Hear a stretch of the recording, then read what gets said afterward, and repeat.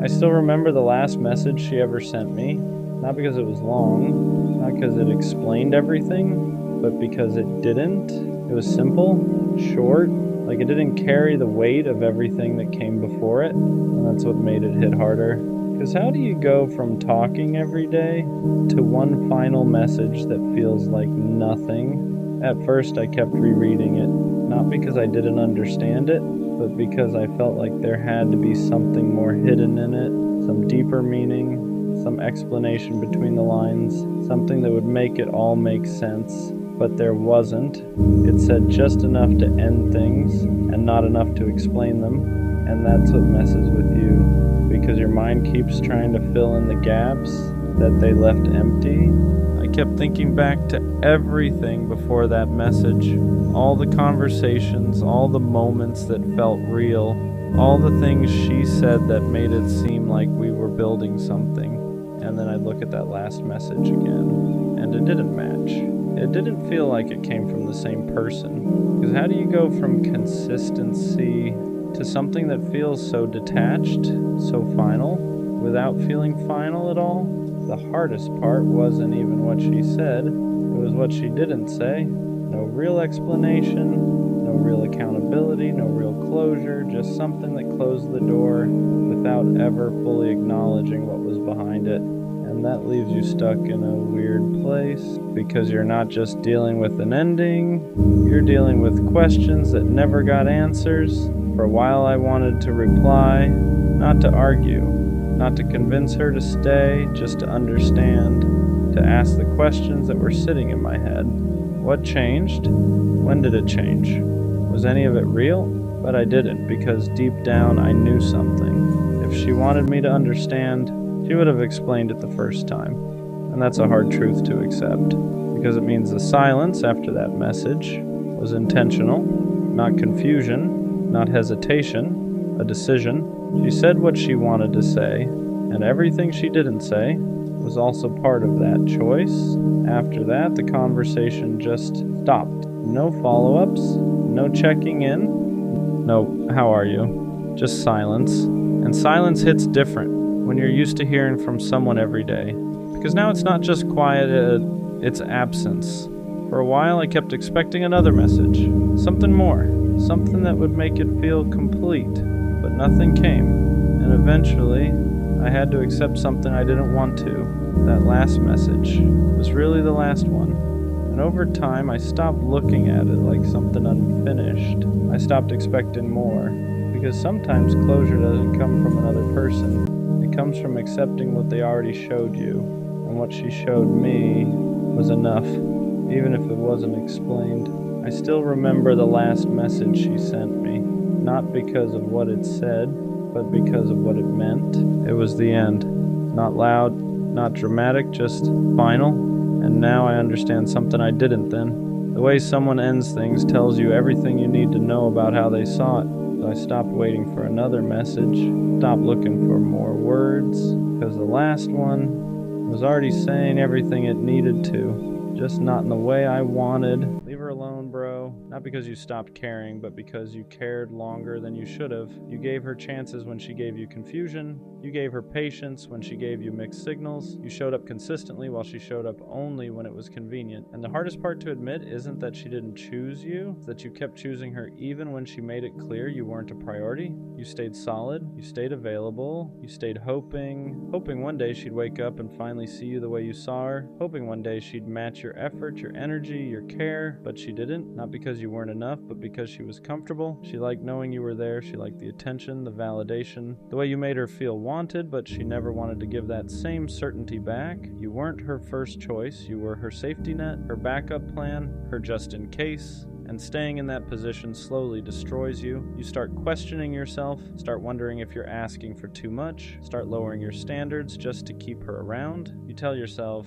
Maybe she's just busy. Maybe she's scared. Maybe if I'm more patient, she'll change. But deep down, you know the truth. Someone who truly wants you won't make you feel like you're fighting for their attention. They won't leave you guessing where you stand. They won't only show up when it benefits them. So leave her alone, not out of anger, not out of ego, not to prove a point. Leave her alone out of respect for yourself, because the moment you stop texting first, stop checking her stories, stop replaying conversations in your head, stop making excuses for her absence, you'll feel it, that quiet, that peace, and it'll feel unfamiliar at first because you've been living in chaos for so long you forgot what calm feels like. But that peace is real. It's the peace of no longer forcing something that was never meant to be mutual. The peace of choosing yourself after constantly choosing someone who wouldn't choose you back. She had her chance, she saw your heart, she saw your effort, she saw what you were willing to give, and if she didn't value you then, don't give her another opportunity to waste you again, because the right person won't need convincing. And the moment you truly let her go, you make room for someone who won't treat your love like an option. Choose yourself now. Walking away doesn't feel strong at first. It feels like withdrawal, like your chest is empty and heavy at the same time, like you're doing the one thing your heart keeps begging you not to do, because even when someone isn't good for you, your attachment doesn't just shut off. You still think about her when your phone lights up, still wonder if she noticed your silence, still catch yourself hoping she'll reach out just so you can feel chosen one last time. That's the part nobody talks about. Leaving someone you loved feels like betraying your own feelings. You start asking yourself if you gave up too soon, if maybe this time would have been different, if maybe you should have tried just a little harder. But here's the truth you keep avoiding. You already tried harder than she ever did. You weren't asking for too much. You were asking the wrong person. Someone who truly values you won't require you to disappear to be noticed. They won't need distance to realize your worth. They won't only miss you once you finally stop showing up. And yeah, she might notice now. She might text later. She might suddenly act interested once she feels you slipping away. But don't confuse curiosity with commitment. People hate losing access. They hate losing control. They hate realizing the person they took for granted finally chose themselves. That doesn't mean she changed, just means she felt the shift. And if you go back now, you'll teach her the same lesson again, that she can give you the bare minimum and still keep you around. Leaving is not about punishing her, it's about protecting you. It's about choosing sleep over stress, peace over potential, consistency over confusion. You're not cold for walking away, you're not heartless for setting a boundary, you're not weak for needing more than uncertainty. You're human, and you deserve a love that doesn't make you feel like you're slowly disappearing just to keep someone comfortable. Walking away hurts,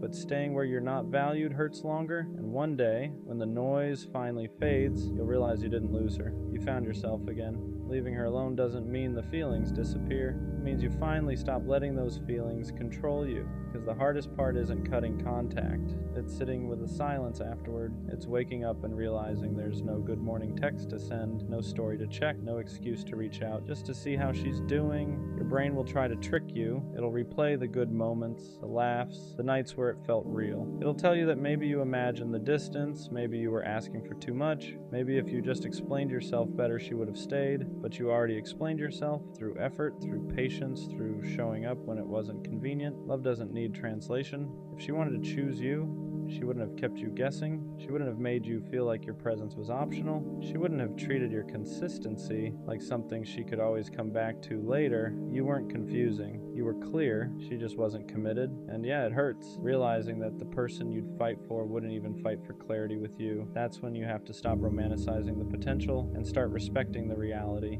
Reality is this: you were giving girlfriend level energy to someone who kept you at arm's length.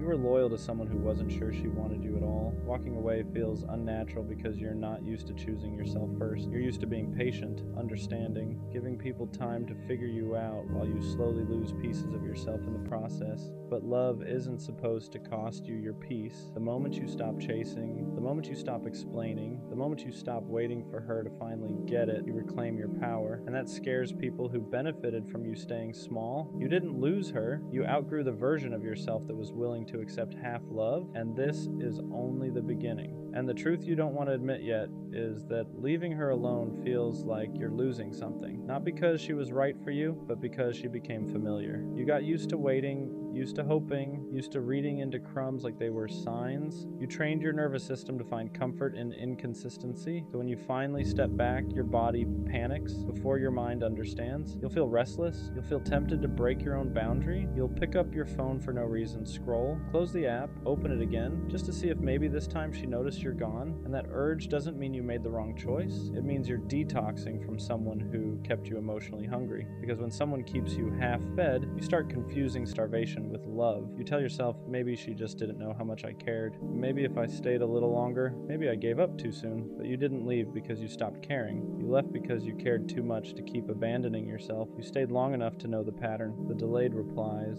the empty apologies, the promises that never turned into action. You stayed long enough to realize that if someone wanted to show up for you, you wouldn't have to convince them. And deep down, you know that. That's why the silence hits different now. It's not empty, it's honest. For the first time, you're not waiting for her mood to decide your worth. You're not shrinking yourself to stay chosen. You're not wondering if today's the day she finally treats you right. And yeah, it hurts. Because healing doesn't feel peaceful at first. It feels lonely. But loneliness with self-respect will always be quieter than love that keeps you anxious. One day you'll look back and realize leaving her alone was the moment everything started changing. Not because she came back, but because you finally came back to yourself. At some point, you have to ask yourself a hard question. How long are you willing to wait for someone to finally treat you right? Not because they're evil, not because they're a bad person, but because they keep showing you over and over that you're not a priority. And the scary part, you already know the answer. You've known it for a while. You just didn't want to accept it. Because accepting it means admitting that the future you imagined with them was built more on hope than reality. You weren't in love with what was happening. You were in love with what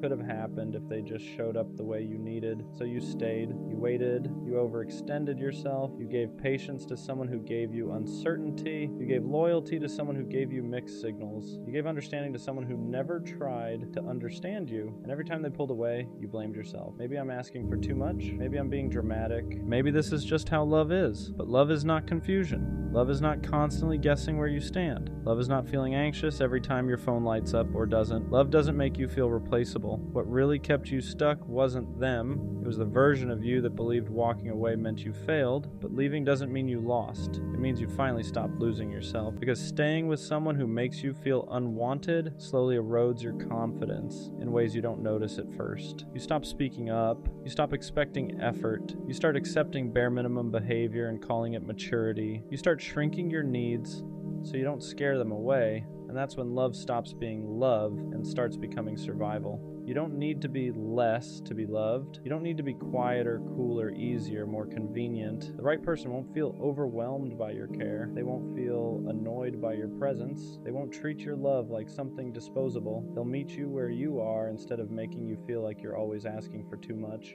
And yeah, choosing yourself feels lonely at first because you're breaking a habit. You're breaking the habit of chasing, the habit of waiting, the habit of hoping someone will finally choose you. But peace doesn't arrive loud. It arrives quietly. In the moments you stop checking your phone, stop explaining yourself, stop wondering why you weren't enough, one day you'll realize you don't miss them. You miss who you were before you started doubting your worth, and that version of you, they're still there. You didn't lose love, you protected it. You didn't walk away from something good. You walked away from something that was slowly breaking you. And that's not weakness, that's growth. And what nobody tells you is that once you finally stop chasing them, that's when everything gets quiet. Not empty quiet, honest quiet. No more checking your phone every 5 minutes. No more replaying conversations in your head, wondering if you said the wrong thing. No more anxiety before hitting send. No more hoping today will be the day they suddenly care more. At first it feels uncomfortable because chaos became familiar, confusion felt normal, and peace feels strange when you're not used to it. You might even miss them for the wrong reasons. Not because they treated you well, but because your nervous system got addicted to inconsistency. You got used to highs and lows, to feeling chosen one day and invisible the next, to chasing validation instead of receiving love. That kind of pattern messes with your head. It makes you mistake emotional stress for passion. It makes stability feel boring and uncertainty feel exciting. But real love doesn't keep you guessing. It doesn't disappear when things get inconvenient. It doesn't require you to earn basic respect. Real love feels safe not dull, not dramatic, safe. And when you finally step away, you start noticing things you ignored before, how drained you were, how much energy you poured into someone who barely poured back, how often you made excuses for behavior that hurt you. You start realizing how much love you actually have to give, how deeply you care, how loyal you are when you choose someone. And instead of feeling ashamed of that, you begin to see it as strength, because one day, someone will meet that energy without hesitation. They won't flinch when you care deeply. They won't pull away when things get real. They won't make you feel like you're asking for too much just by being yourself. They'll choose you without you having to beg. They'll show up without being reminded. They'll make you feel wanted without confusion. And when that happens, you'll look back at the version of you who stayed too long, and you won't feel regret. You'll feel proud that you learned, proud that you walked away, proud that you chose peace over potential, because letting go wasn't the end of your story. It was the moment you finally made space for something better. At some point, you have to accept a hard truth. If they wanted to show up, they would have. If they cared the way you cared, you wouldn't be confused. You wouldn't be questioning where you stand. You wouldn't be asking strangers for advice just to understand their silence. Love isn't subtle, effort isn't hidden, interest doesn't need decoding. When someone wants you in their life, they make space, not excuses, not delays, not half responses at midnight when they're bored. And the reason it hurts so much to accept this is because you invested emotionally before you were ever chosen properly. You imagined futures, you pictured moments that never actually happened. You fell in love with potential instead of reality. That's not weakness, that's hope. But hope becomes dangerous when it keeps you stuck, when it convinces you to stay loyal to someone who treats you like an option, when it makes you believe that patience will eventually turn into priority. It won't. People don't suddenly wake up and value you after months of showing you they don't. They don't magically learn how to love you correctly once they realize you'll stay no matter what. If anything, they learn they don't have to try. And that's why walking away feels so heavy, because you're not just letting go of them. You're letting go of the version of the future you created in your head. You're grieving something that never fully existed. That kind of loss is real. You'll miss the idea of them more than the person. You'll miss what you hoped they'd become, not what they actually showed you. And that's okay. Healing doesn't mean pretending it didn't matter. It means being honest about why it did and still choosing yourself anyway. You don't need closure from someone who couldn't communicate. You don't need answers from someone who avoided accountability. Their behavior already told you everything. Silence is an answer. Distance is a decision. Inconsistency is a choice. And once you stop chasing clarity from people who benefit from your confusion, you start reclaiming your power. You stop over-explaining. You stop proving your worth. You stop shrinking yourself to fit someone else's comfort. You realize you were never asking for too much. You were just asking the wrong person. And when that finally sinks in, you don't become bitter, you become selective. You start protecting your heart the same way you used to give it away. You start choosing peace over chaos, consistency over excitement, respect over attachment. Let them go, not because they're a bad person, but because they weren't your person. And the moment you truly accept that is the moment your life starts opening up in ways you couldn't see before. And the craziest part is, once you stop chasing them, you start noticing how quiet it gets. Not the painful kind of quiet, but the kind where your nervous system finally gets a break. No more checking your phone every 5 minutes. No more rereading old messages trying to find meaning. No more wondering if today will be the day they suddenly choose you. You realize how much energy you were burning just trying to feel secure with someone who never offered stability. That constant anxiety, that wasn't love. That was your intuition fighting against your attachment. Real love doesn't leave you guessing. It doesn't make you feel disposable. It doesn't require you to abandon yourself just to stay connected. And yeah, letting go hurts at first. There's withdrawal. There's nights where you want to reach out, where your fingers hover over their name, where you almost convince yourself to send that one last message. But every time you don't, you build a little more self-respect. You start realizing how much of yourself you gave away to someone who never protected your heart the way you protected theirs. You weren't asking for perfection. You were asking for presence. You were asking for effort. You were asking to matter. And one day someone will meet you where you are without you having to beg, explain, or wait. They won't make you feel like you're too much. They won't make you feel like you're replaceable. They won't make you question your value in moments of silence. But you don't get to that person if you keep clinging to the ones who treat you like an option. So let this be the moment you choose differently. Not out of bitterness, not out of revenge, but out of self-respect. Because the version of you that keeps chasing people who don't choose you deserves rest. And the version of you that finally walks away is the one that makes room for something real. A lot of people don't talk about how hard it is to walk away from someone you still care about, not because you don't see the red flags, but because you remember the good moments too clearly. You remember who they were in the beginning. The version of them that felt safe, the version that made you feel wanted, chosen, important, and you keep hoping that version will come back. That's what keeps you stuck. Not love, hope. Hope that if you wait a little longer, if you explain yourself one more time, if you give just a bit more patience, they'll finally show up the way you need them to. But hope can be dangerous when it's attached to someone who keeps proving they're not willing or ready to meet you halfway. Because every time you ignore their actions and listen to their potential instead, you teach yourself that your needs are negotiable. You start accepting inconsistency as normal, mixed signals as effort, bare minimum as love, and slowly,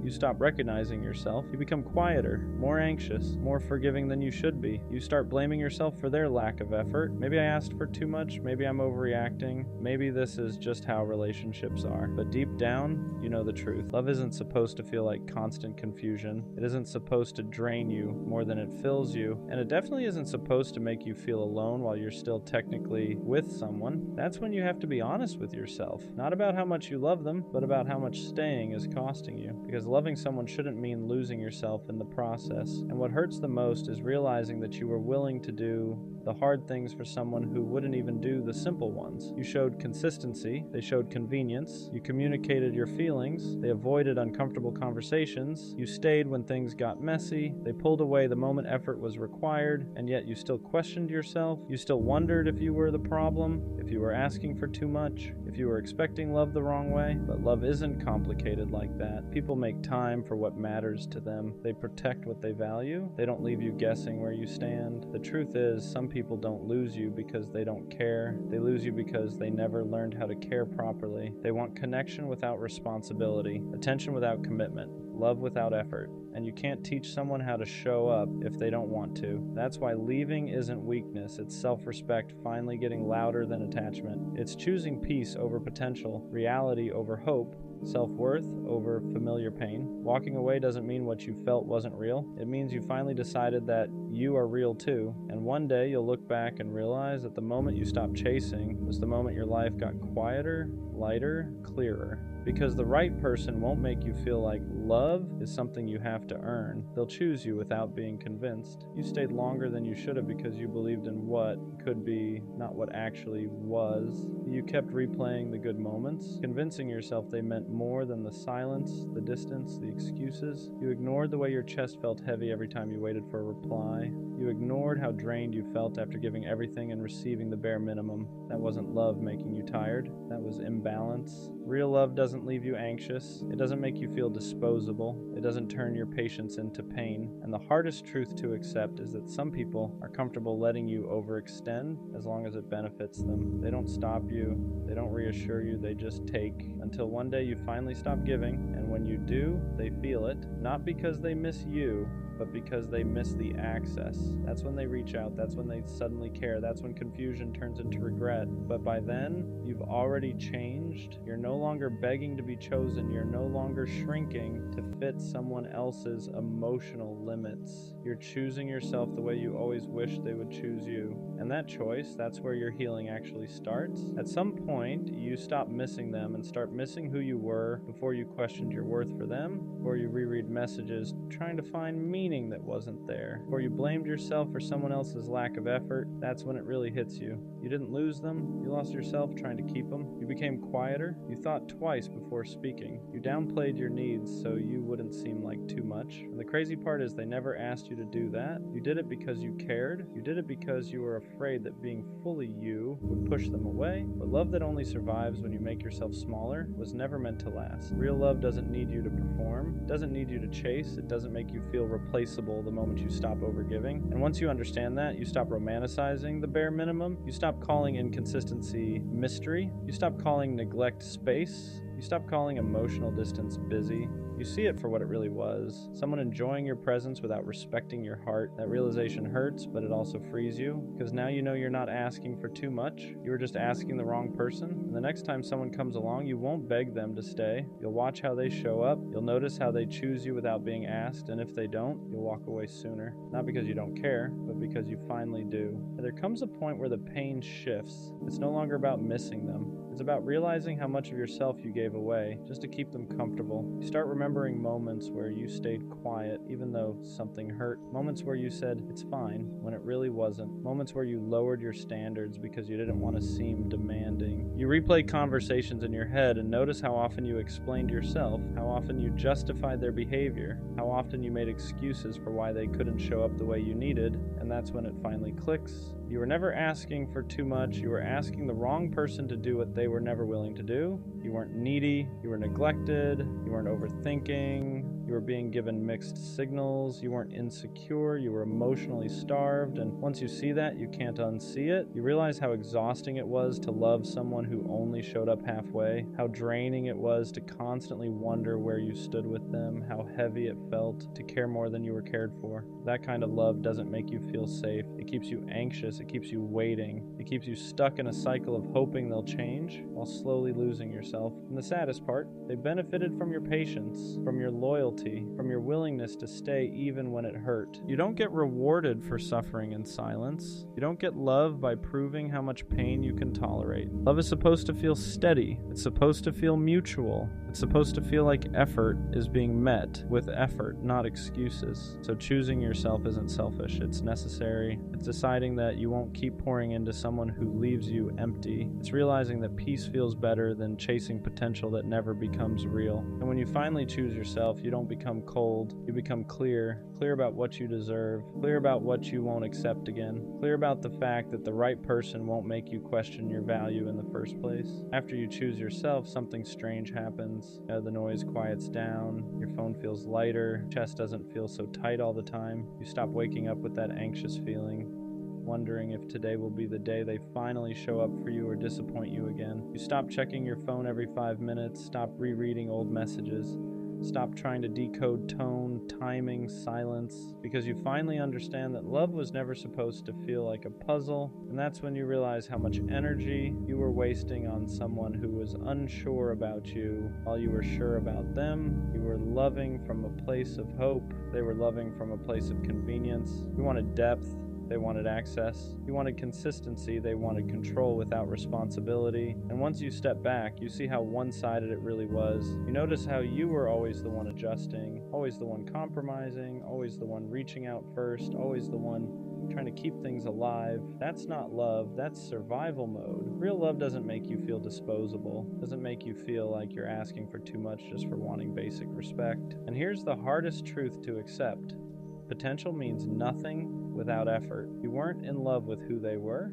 You were in love with who they could be, the version of them that only existed in your head. But you can't build a future with someone's maybe. You can't heal by holding on to what ifs. So you stop romanticizing the bare minimum. You stop giving credit for intentions that never turn into action. And slowly, your standards rise back up to where they were always meant to be. You start asking better questions. You start walking away sooner. You stop explaining your worth to people who never planned to value it. And the craziest part, the moment you stop settling, you realize how much you were settling before. You realize you don't miss them. You miss the version of yourself that believed love had to hurt to be real, but it doesn't. Love can be calm. Love can be safe. Love can feel like rest instead of stress. And once you experience that, you'll never beg for confusion again. Leaving her alone doesn't mean you stop caring overnight. Doesn't mean you suddenly forget her laugh, her voice, the way she made things feel alive for a moment. It means you finally accept the truth you've been avoiding. That love without reciprocity will slowly drain you until there's nothing left. You were pouring into someone who never learned how to pour back. And no matter how patient you were, no matter how consistent you stayed, you can't teach someone to value you if they don't want to. You kept telling yourself,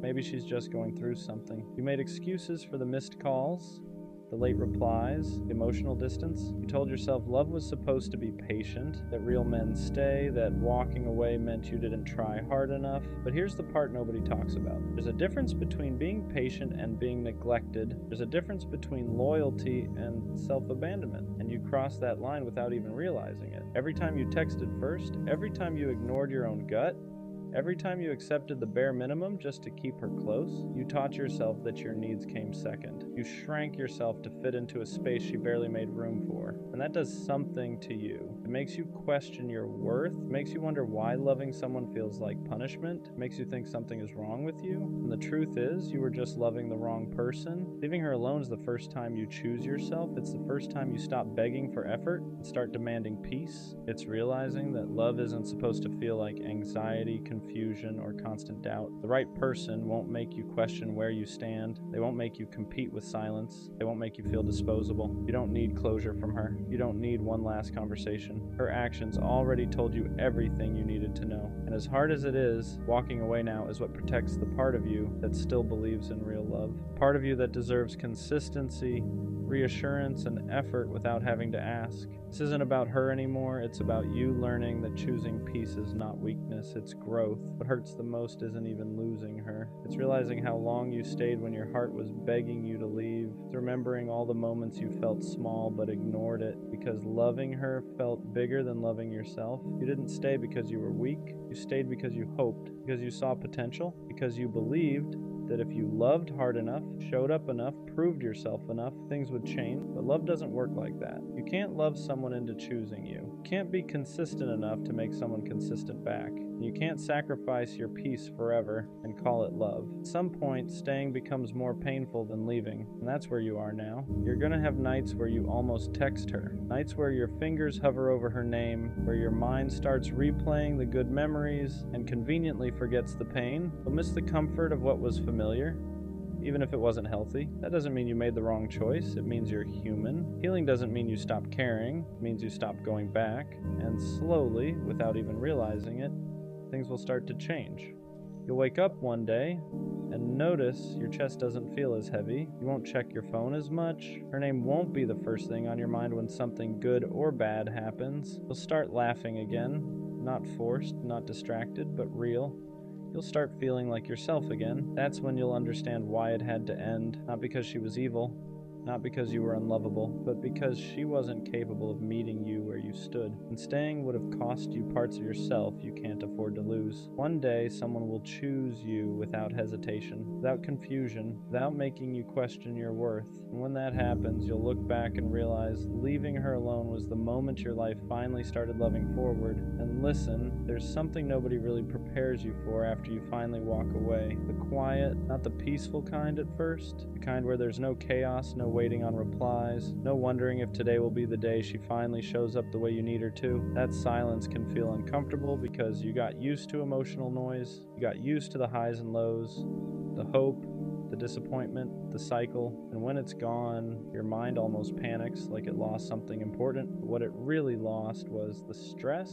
You're going to question yourself. You'll wonder if you were too harsh, too impatient, too emotional. You'll replay conversations and think, maybe I should have said this differently. Maybe I should have tried one more time. But understand this. If someone truly wanted to stay, they wouldn't have made you feel like you had to beg for effort. You wouldn't have had to over-explain your feelings. You wouldn't have felt like loving them was a constant uphill battle. The version of you that stayed too long did so because he believed in love. And that's not something to be ashamed of, but the version of you now, he's learning discernment.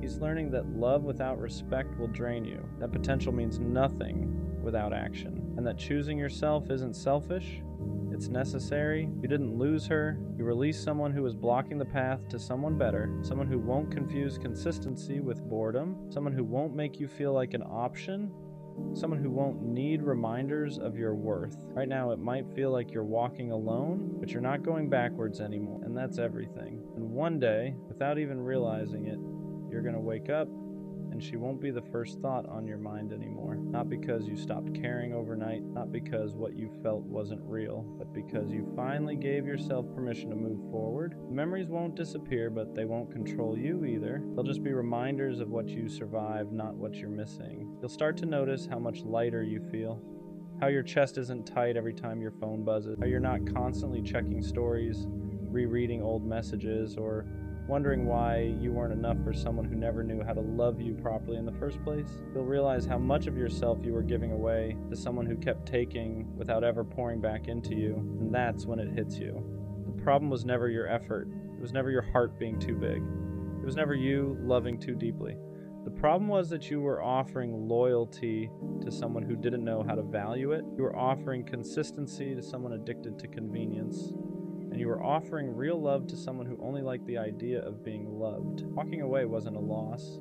It was a correction, a reset, a moment where you finally chose peace over potential, clarity over confusion, and self-respect over attachment. That takes strength most people don't have. So don't go back. Not when she gets lonely, not when she suddenly remembers your value, not when she realizes nobody else loved her the way you did, because by then you'll understand something important. Someone who truly wants you won't need to lose you to see your worth. Leave her alone, and finally let yourself be found by someone who won't ever make you question if you matter. I feel like every guy has that one girl who broke his heart, and no matter how much time passes, no matter how much healing he does, there's always going to be a soft spot for her. You'll never truly hate her. You'll never completely erase her from your life. You might stop chasing her. You might stop trying to prove yourself, but the connection you had with her, that never fully dies, or maybe you just never let it. And I don't know why this happens, but a lot of the time when a girl breaks your heart, she still wants to stay friends. Now, most guys don't want that. Being friends with someone who shattered you isn't easy.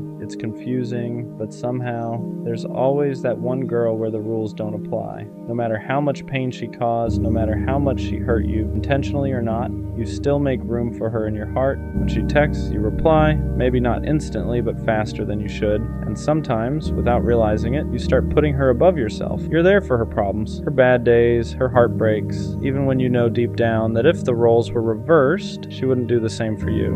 And that's the part that hurts the most, because you're not doing it because you're weak. You're doing it because you loved her genuinely, because at one point she meant everything to you. A lot of the time it's that first girl you truly fell in love with, the first one who made you feel seen, the first one who felt like home, and letting her go completely feels impossible. Sometimes holding on to that connection feels comforting. Sometimes it feels like self-destruction. So just understand this. There's nothing wrong with caring. There's nothing wrong with loving deeply, but you have to recognize when that love is being taken advantage of. Don't let the feelings you still have for her, or the bond you're scared to lose, be the reason you keep hurting yourself, because the girl who broke your heart should never be the one who keeps breaking it. I don't think people understand how draining it is to constantly replay every tiny conversation in your head, not for minutes, but for hours, sometimes for days. Like, I'll send the most harmless message, something simple like, okay, and before the text even delivers, my brain is already spiraling. And was that too dry? Should I have used a different word? Do they think I'm annoyed? Did I come off cold?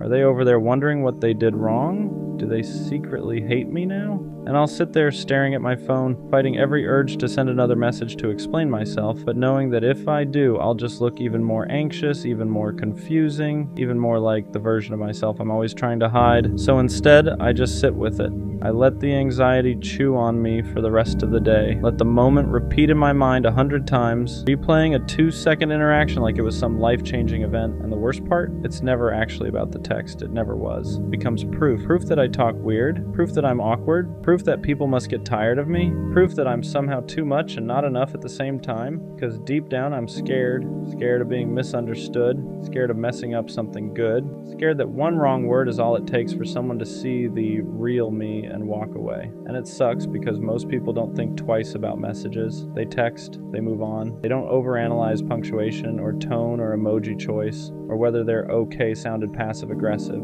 But me, I feel everything on full volume. I care deeply, maybe too deeply. And that sensitivity, it makes life heavier sometimes, but it also means my heart is real. It means I think before I speak. It means I don't want to hurt anyone. It means I actually care about how people feel. Maybe that's not something to hate about myself. Maybe it's okay to be someone who feels a little too much, even if it makes the world overwhelming sometimes. Because even if my brain tries to convince me otherwise, I'm not broken. I'm not weird. I'm not a burden. I'm just human. Human with a heart that works overtime, and that's not a flaw. It's proof I'm alive. Let's switch places for a second. You wait, and I never show up. No explanation, no closure, just distance that keeps growing. At first, you tell yourself it's nothing. They're busy. Life happens. You don't want to seem dramatic, so you wait a little longer. Then a little longer than that, you start checking your phone without realizing it. Every vibration feels like it might be me. Every hour that passes feels heavier than the last, and somehow you convince yourself that hoping hurts less than letting go. You replay old conversations just to remind yourself it was real.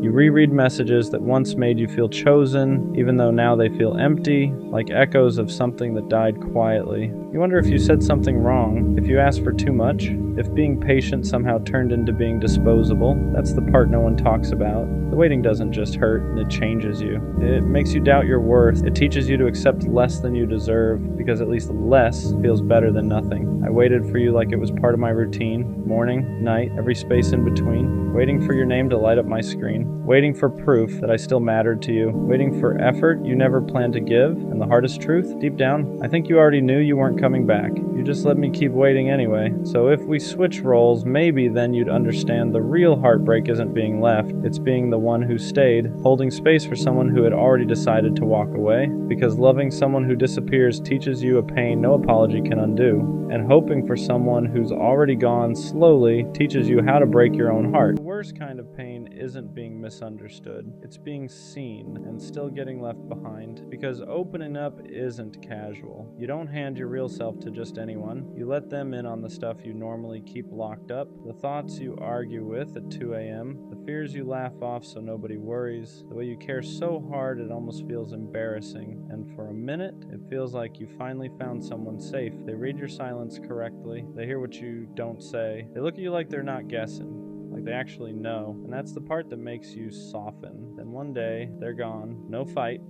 no goodbye that matches how close it felt, no ending that makes sense, just nothing, and that nothing is loud. It sits where the connection used to be. It makes you replay everything like a crime scene. What did I do? Was I too much? Did I share too early? Should I have stayed guarded? But listen, if someone leaves after you showed them the real you, that doesn't mean you were wrong for being real. It doesn't mean your depth is a problem. It just means they weren't prepared for what they asked to see. Being open isn't the mistake. The mistake is thinking you should shrink so people won't run, because the right people don't disappear when they understand you. They get closer. After they leave, the silence doesn't feel empty. It feels heavy, because now you're not just missing them, you're missing the version of yourself you were when you felt understood. You replay everything, not because you're obsessed, but because your brain is trying to make sense of something that never got an ending. You think about the way they listened, the way they noticed things nobody else did, the way you didn't have to explain yourself all the time, and now they're gone, so your mind starts filling in the gaps. You assume it must have been something you said, something you revealed too early, something you should have kept to yourself. That's how loss works when there's no closure. Your brain turns inward and starts pointing fingers. You don't just lose the person, you lose trust in your own judgment. You start telling yourself, yeah, next time don't say so much, next time don't get attached, next time stay surface level, and slowly, without realizing it, you begin shrinking, not because you want to, but because you're trying to protect yourself from feeling that again. But here's the part nobody tells you. What hurt wasn't opening up. What hurt was being met halfway and then abandoned. That doesn't mean vulnerability is dangerous. It means inconsistency is. And there's a difference. After something like that, trust doesn't disappear all at once. It just changes shape. You don't stop believing in people. You stop believing in consistency. You start noticing patterns everywhere, a slower reply, a shorter message, a shift in tone that probably means nothing, but your body reacts like it's everything. Because once you've been left after being seen, your nervous system remembers it before your mind does, so you stay alert, not dramatic, just cautious. You don't lean in the same way anymore, you hold back details, you soften your honesty, you keep parts of yourself for later, just in case later never comes. And the messed up part is, people don't always notice you doing this. They just feel a distance they can't explain. You still care. You're still present, but there's a layer of protection now, like glass between you and them, and you hate that because you remember how it felt before, how natural it was to let someone know you, how easy it felt to just exist without guarding every word. Now every connection feels like a risk assessment. This safe? Will they stay? Am I getting too close again? You don't ask these questions out loud, you just feel them, and slowly you start mistaking caution for growth. You tell yourself you're being mature, when really you're just afraid of reliving the same ending. But here's the truth. Trust didn't break because you opened up. It broke because someone showed you intimacy without responsibility, and that's not your fault. After being left like that, most people learn the wrong lesson. They think the problem was caring too much. They think the solution is to care less, so they start editing themselves. They become easier, quieter, less honest, less intense. They tell themselves, next time don't go so deep, next time don't show everything, next time stay in control. But all that really does is teach you how to survive connection, not how to experience it. You don't stop wanting closeness. You just start rationing it. You give people pieces instead of presence, versions instead of truth, highlights instead of depth, and then you wonder why connections feel empty now, why conversations don't hit the same, why nobody really knows you anymore, why being around people still feels lonely. It's because you didn't heal. You adapted. You learned how to avoid pain, not how to build something real again. And here's the hard truth. If someone can only stay when you're small, they were never meant to know you fully. Shrinking yourself doesn't protect you. It just delays the same outcome. Because the people who leave when you're honest would have left eventually anyway. All hiding does is make you lose yourself before they're even gone. At some point, you have to unlearn the lie that your depth is what pushed them away. Because if depth were the problem, it would hurt everyone the same. But it doesn't. Some people lean into it, others panic. And the difference has nothing to do with you. Depth only feels overwhelming to people who haven't met themselves yet. To someone who avoids their own emotions, your honesty feels like pressure, your awareness feels like exposure, your care feels like responsibility. So they leave.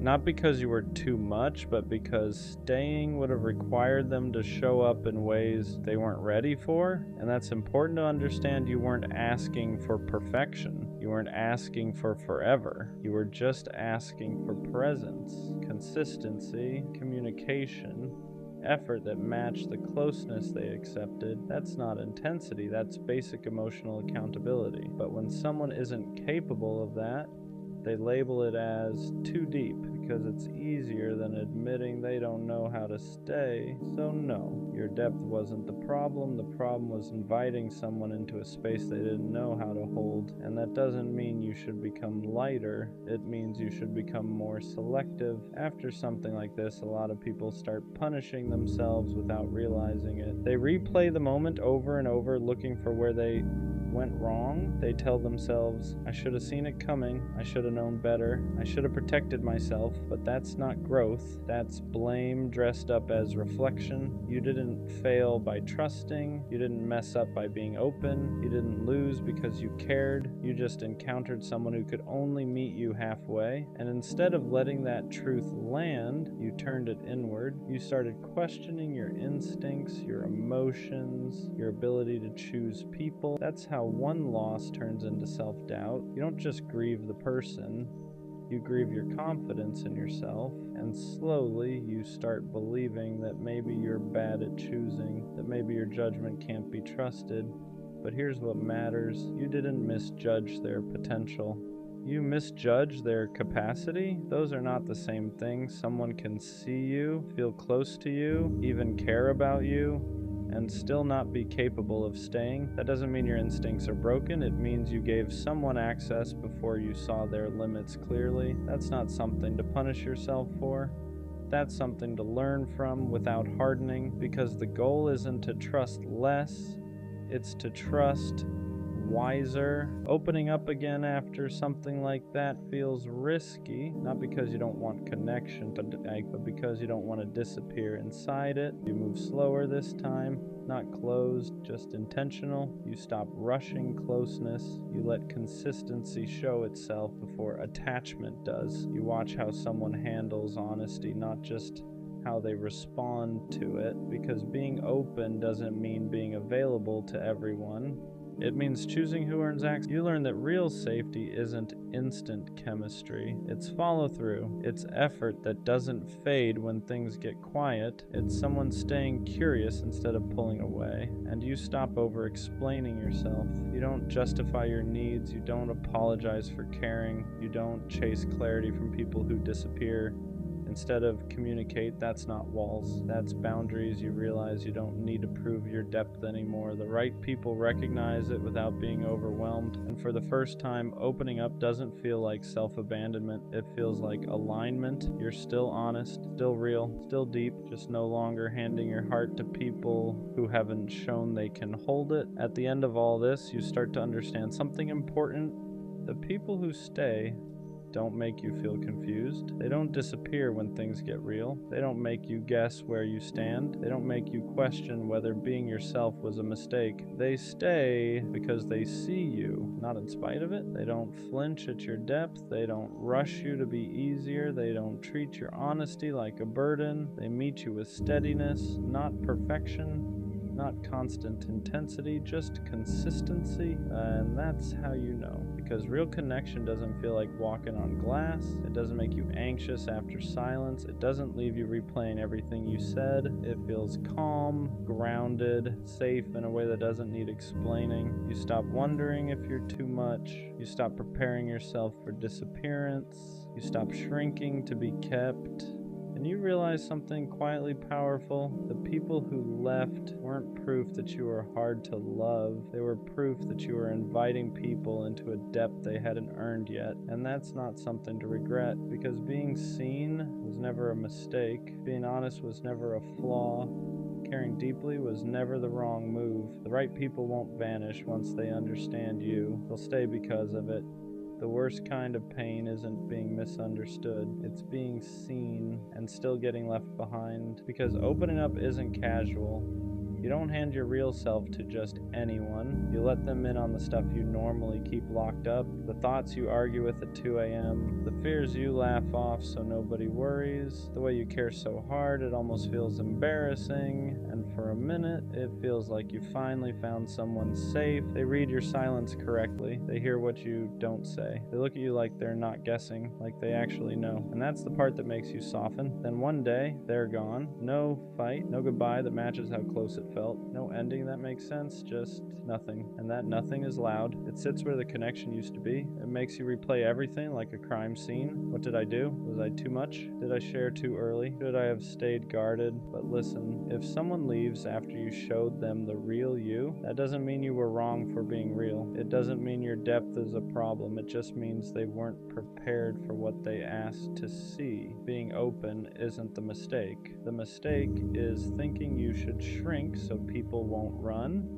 Because the right people don't disappear when they understand you. They get closer. After they leave, the silence doesn't feel empty. It feels heavy, because now you're not just missing them, you're missing the version of yourself you were when you felt understood. You replay everything, not because you're obsessed, but because your brain is trying to make sense of something that never got an ending. You think about the way they listened, the way they noticed things nobody else did, the way you didn't have to explain yourself all the time, and now they're gone. So your mind starts filling in the gaps. You assume it must have been something you said, something you revealed too early, something you should have kept to yourself. That's how loss works when there's no closure. Your brain turns inward and starts pointing fingers. You don't just lose the person, you lose trust in your own judgment. You start telling yourself, next time, don't say so much. Next time, don't get attached. Next time, stay surface level. And slowly, without realizing it, you begin shrinking. Not because you want to, but because you're trying to protect yourself from feeling that again. But here's the part nobody tells you. What hurt wasn't opening up. What hurt was being met halfway and then abandoned. That doesn't mean vulnerability is dangerous. It means inconsistency is. And there's a difference. After something like that, trust doesn't disappear all at once. It just changes shape. You don't stop believing in people. You stop believing in consistency. You start noticing patterns everywhere. A slower reply, a shorter message, A shift in tone that probably means nothing, but your body reacts like it's everything, because once you've been left after being seen, your nervous system remembers it before your mind does. So you stay alert, not dramatic, just cautious. You don't lean in the same way anymore. You hold back details. You soften your honesty. You keep parts of yourself for later, just in case later never comes. And the messed up part is, people don't always notice you doing this. They just feel a distance they can't explain. You still care. You're still present, but there's a layer of protection now, like glass between you and them, and you hate that because you remember how it felt before, how natural it was to let someone know you, how easy it felt to just exist without guarding every word. Now every connection feels like a risk assessment. Is this safe? Will they stay? Am I getting too close again? You don't ask these questions out loud. You just feel them. And slowly you start mistaking caution for growth. You tell yourself you're being mature when really you're just afraid of reliving the same ending. But here's the truth. Trust didn't break because you opened up. It broke because someone showed you intimacy without responsibility, and that's not your fault. After being left like that, most people learn the wrong lesson. They think the problem was caring too much. They think the solution is to care less, so they start editing themselves. They become easier, quieter, less honest, less intense. They tell themselves, next time don't go so deep, next time don't show everything, next time stay in control. But all that really does is teach you how to survive connection, not how to experience it. You don't stop wanting closeness, you just start rationing it. You give people pieces instead of presence, versions instead of truth, highlights instead of depth, and then you wonder why connections feel empty now, why conversations don't hit the same, why nobody really knows you anymore. Why being around people still feels lonely? It's because you didn't heal, you adapt. You learned how to avoid pain, not how to build something real again. And here's the hard truth. If someone can only stay when you're small, they were never meant to know you. Shrinking yourself doesn't protect you, it just delays the same outcome. Because the people who leave when you're honest would have left eventually anyway. All hiding does is make you lose yourself before they're even gone. At some point, you have to unlearn the lie that your depth is what pushed them away. Because if depth were the problem, it would hurt everyone the same, but it doesn't. Some people lean into it, others panic, and the difference has nothing to do with you. Depth only feels overwhelming to people who haven't met themselves yet, to someone who avoids their own emotions. Your honesty feels like pressure. Your awareness feels like exposure. Your care feels like responsibility. So they leave, not because you were too much, but because staying would have required them to show up in ways they weren't ready for. And that's important to understand. You weren't asking for perfection. You weren't asking for forever. You were just asking for presence, consistency, communication, effort that matched the closeness they accepted. That's not intensity. That's basic emotional accountability. But when someone isn't capable of that, they label it as too deep because it's easier than admitting they don't know how to stay. So no, your depth wasn't the problem. The problem was inviting someone into a space they didn't know how to hold. And that doesn't mean you should become lighter. It means you should become more selective. After something like this, a lot of people start punishing themselves without realizing it. They replay the moment over and over, looking for where they went wrong. They tell themselves, I should have seen it coming. I should have known better. I should have protected myself. But that's not growth. That's blame dressed up as reflection. You didn't fail by trusting. You didn't mess up by being open. You didn't lose because you cared. You just encountered someone who could only meet you halfway. And instead of letting that truth land, you turned it inward. You started questioning your instincts, your emotions, your ability to choose people. That's how one loss turns into self-doubt. You don't just grieve the person, you grieve your confidence in yourself. And slowly you start believing that maybe you're bad at choosing, that maybe Maybe your judgment can't be trusted, but here's what matters. You didn't misjudge their potential. You misjudged their capacity. Those are not the same thing. Someone can see you, feel close to you, even care about you, and still not be capable of staying. That doesn't mean your instincts are broken. It means you gave someone access before you saw their limits clearly. That's not something to punish yourself for. That's something to learn from without hardening, because the goal isn't to trust less. It's to trust wiser. Opening up again after something like that feels risky. Not because you don't want connection, but because you don't want to disappear inside it, so you move slower this time, not closed, just intentional. You stop rushing closeness. You let consistency show itself before attachment does. You watch how someone handles honesty, not just how they respond to it, because being open doesn't mean being available to everyone. It means choosing who earns access. You learn that real safety isn't instant chemistry. It's follow through. It's effort that doesn't fade when things get quiet. It's someone staying curious instead of pulling away. And you stop over explaining yourself. You don't justify your needs. You don't apologize for caring. You don't chase clarity from people who disappear instead of communicate. That's not walls, that's boundaries. You realize you don't need to prove your depth anymore. The right people recognize it without being overwhelmed, and for the first time, opening up doesn't feel like self-abandonment. It feels like alignment. You're still honest, still real, still deep, just no longer handing your heart to people who haven't shown they can hold it. At the end of all this, you start to understand something important. The people who stay don't make you feel confused. They don't disappear when things get real. They don't make you guess where you stand. They don't make you question whether being yourself was a mistake. They stay because they see you, not in spite of it. They don't flinch at your depth. They don't rush you to be easier. They don't treat your honesty like a burden. They meet you with steadiness, not perfection, not constant intensity, just consistency. And that's how you know. Because real connection doesn't feel like walking on glass. It doesn't make you anxious after silence. It doesn't leave you replaying everything you said. It feels calm, grounded, safe in a way that doesn't need explaining. You stop wondering if you're too much. You stop preparing yourself for disappearance. You stop shrinking to be kept, and you realize something quietly powerful. The people who left weren't proof that you were hard to love. They were proof that you were inviting people into a depth they hadn't earned yet. And that's not something to regret, because being seen was never a mistake. Being honest was never a flaw. Caring deeply was never the wrong move.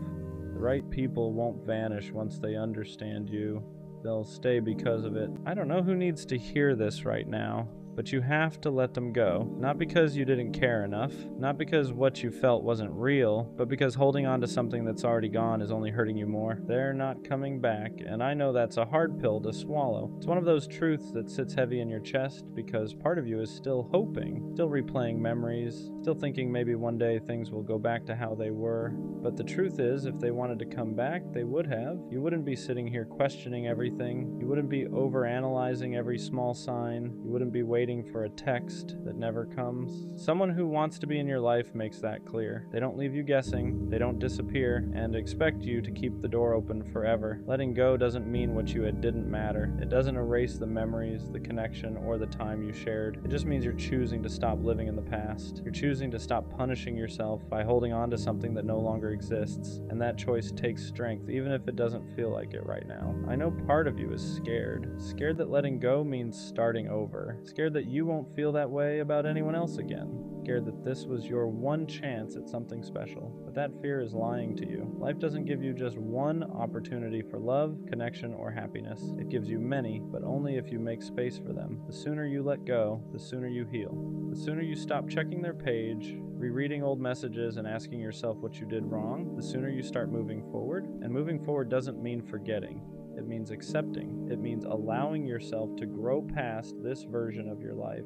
Good things are going to come again. Not the exact same things, not the same person, not the same situation, but something new, something healthier, something that won't leave you feeling confused, unchosen, or stuck. I promise you that. So let this be your reminder. You don't need to keep holding on to prove how much you cared. You've done enough. It's okay to release what no longer serves you. Sometimes the bravest thing you can do is finally say goodbye, even when part of you still wishes they'd stay. I miss who I was before her. Not because I don't believe in growth, not because I regret loving her, but because somewhere in the middle of trying to keep us together, I started losing pieces of myself.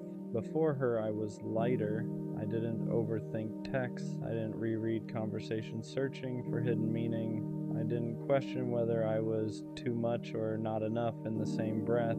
I moved through life steady, confident in who I was, comfortable in my own routine, secure in my own energy, and then I fell in love. And love is beautiful, but it also exposes you. It exposes your insecurities, your attachment style, your fear of loss. At first, it felt like growth. I was learning to compromise, learning to communicate better, learning to open up emotionally in ways I hadn't before. But slowly, something shifted. I stopped asking what felt right for me and started asking what would keep her happy. I stopped protecting my peace and started protecting the relationship, and there's a difference. Because when you constantly adjust to avoid conflict, you don't even realize you're shrinking. You think you're being mature, you think you're being understanding, but sometimes you're just slowly abandoning yourself, and that's what hurts the most. Not that it ended, but that by the time it did, I didn't feel like the same person anymore. Before her, I didn't measure my worth through someone else's mood. If someone was distant, I assumed they needed space, not that I had done something wrong. If someone disagreed with me, I didn't internalize it as rejection. But with her, every shift felt personal, every silence felt loaded, every small argument felt like it could turn into something bigger. And instead of staying grounded, I started adapting, talking softer, holding back opinions, choosing peace over honesty. Not because I was scared of her, but because I was scared of losing her. And when you start operating from fear instead of authenticity, you begin to change subtly. You become more careful than confident, more reactive than relaxed, more focused on maintaining connection than maintaining identity. I remember catching myself one day thinking, I wouldn't have reacted like this before. And that realization hit, because love shouldn't erase you. It should expand you, but I wasn't expanding, I was adjusting constantly, and the version of me that used to move freely was slowly becoming calculated, and I miss that freedom. I miss my peace, the kind of peace where I didn't wake up wondering how the day would feel emotionally, the kind where my phone didn't control my mood, the kind where silence wasn't threatening. Before her, I enjoyed my solitude. After her, I feared it, because I had trained myself to associate connection with validation. If we were good, I felt secure. If we were off, I felt unsettled, and that emotional dependency crept in quietly. I didn't notice it happening. I just noticed that when things ended, I felt empty in a way I hadn't before, not just because she was gone, but because I had built so much of my emotional rhythm around her. And that's when I realized I wasn't just grieving her, I was grieving myself, the version of me who didn't need reassurance to feel stable, the version of me who didn't overanalyze tone, the version of me who didn't question his value after every disagreement. That version felt strong, grounded, unshakable, and I want him back. I miss my boundaries. Before her, I knew what I tolerated and what I didn't. I didn't chase inconsistent energy. I didn't excuse disrespect. I didn't overextend myself for someone who wasn't meeting me halfway. But when you love someone, you justify things you normally wouldn't. You call red flags rough patches. You call inconsistency stress. You call emotional distance needing space. And sometimes those things are true, but sometimes they're excuses. And I made a lot of excuses, not because I was blind, but because I was invested. An investment makes you patient, sometimes too patient. By the end, I was tolerating things that the old version of me would have walked away from immediately, and that realization stings because it means I compromised more than I should have. Not just for the relationship, but at the expense of myself. The hardest part about missing who I was before her is admitting that I participated in my own transformation. She didn't force me to shrink. I chose to. I chose to overextend. I chose to overcompensate. I chose to prioritize us over me every time there was tension. And that's a hard truth to sit with, because it would be easier to blame her entirely, but growth doesn't come from blame. It comes from ownership. I let love make me forget myself. And now that it's over, I have to rebuild the parts I neglected, not because loving her was wrong, but because losing myself in the process was. I miss my clarity. Before her, I didn't romanticize potential. If something felt off, I trusted it. If something felt unbalanced, I addressed it. But with her, I kept believing in what it could be, not just what it was, and hope is powerful. It keeps you fighting, it keeps you patient, but it can also keep you stuck. I held on to the version of us that existed in the beginning. The laughter, the effort, the mutual excitement, and I ignored the gradual shift because I didn't want to accept it, and that's when I stopped being objective. I became attached to the idea of us more than the reality of us, and that's not who I used to be. I miss how secure I felt alone. Before her, I enjoyed my independence, my routine, my hobbies, my friendships. I didn't need constant validation. I didn't need constant reassurance. But somewhere along the way, my world started revolving around her schedule, her availability, her emotional state, and I lost balance. When you give someone that much influence over your emotional state, you hand them power without realizing it. And when they leave, you feel powerless, not because you're weak, but because you attach too much of your stability to their presence, and I don't want that again. I want interdependence, not dependency. I don't regret loving her, but I regret abandoning myself while doing it. There's a difference. Love should complement you, not consume you. It should challenge you to grow, not pressure you to shrink. And I see now that the old version of me wasn't naive. He was grounded. He trusted himself. He walked away from imbalance without hesitation.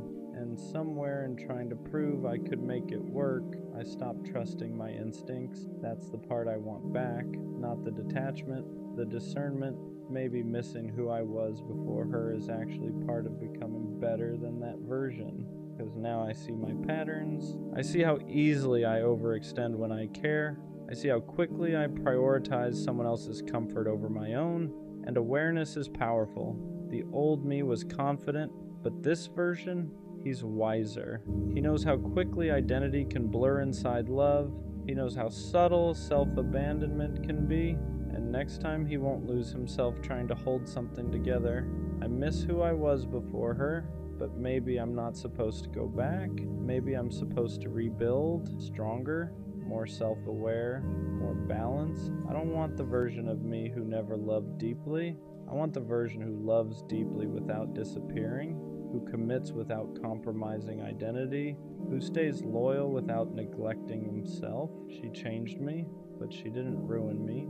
If anything, she exposed where I needed boundaries, where I needed balance, where I needed to remember who I am outside of a relationship, and I will get back to that version, not the one before her, the one after her, but wiser, stronger, and impossible to lose again. No isn't the worst thing a girl can say, but the worst thing a girl could do is to pretend to like you or love you, get you attached, treat you like her boyfriend, and tell you she's not ready for a relationship. Shawty just played you like she's playing Animal Crossing. If there was an Olympic sport for getting played, best believe you would have gotten a gold or bronze medal. Y'all didn't even get past the talking stage. She dragged it out like this was 13 reasons why. If this was me, finding her would be as easy as trying to find the one piece. This type of disrespect is something you can't tolerate. The woman species now makes your blood boil. Talking to girls romantically is something you don't even want to hear about. This is the type of pain and heartbreak that will have you up at 3 a.m. doing 3 sets of 20 push-ups while thinking of ways to change your life around. This is the type of pain that makes you want to get rich and conquer the world. After this type of foolery, she might have turned you nonchalant. Now every girl you meet after her suffers. It's like she broke the way you loved and trusted. This is honestly most of us guys' lore. A lot of us aren't born nonchalant. It's usually someone who makes us feel that we need to be this way to protect ourselves from the way we were once hurt. This is why I always say don't give away your love and your heart too soon. Then it could all be a game of poker, and these girls are waiting for you to show your hand so they can crush you and take you for everything you have. After that kind of situation, you don't just move on like nothing happened. People act like you can just charge it to the game, but that game took something from you. It took the version of you that believed words matched actions. It took the version of you that assumed consistency meant interest, that effort meant intention. And once that's gone, it doesn't come back easily. You start noticing the shift in yourself. You don't text first as much anymore. You hesitate before opening up. Compliments feel suspicious. Affection feels temporary. You're no longer asking, do I like her? You're asking, is this even real?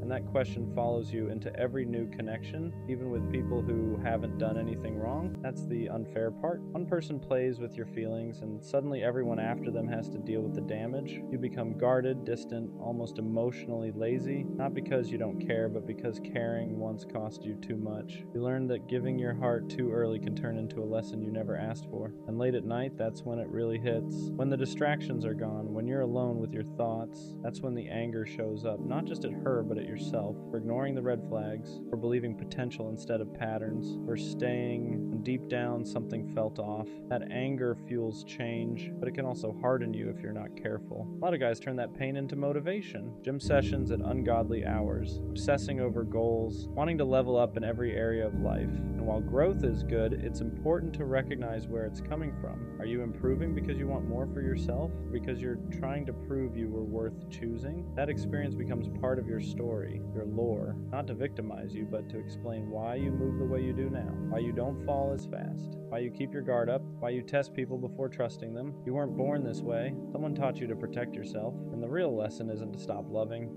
It's to stop giving your heart to people who haven't earned access to it yet. What really messes with you is realizing she probably didn't think it was that deep. To her, it was just talking, just vibes, just something to pass the time. But to you, it was hope.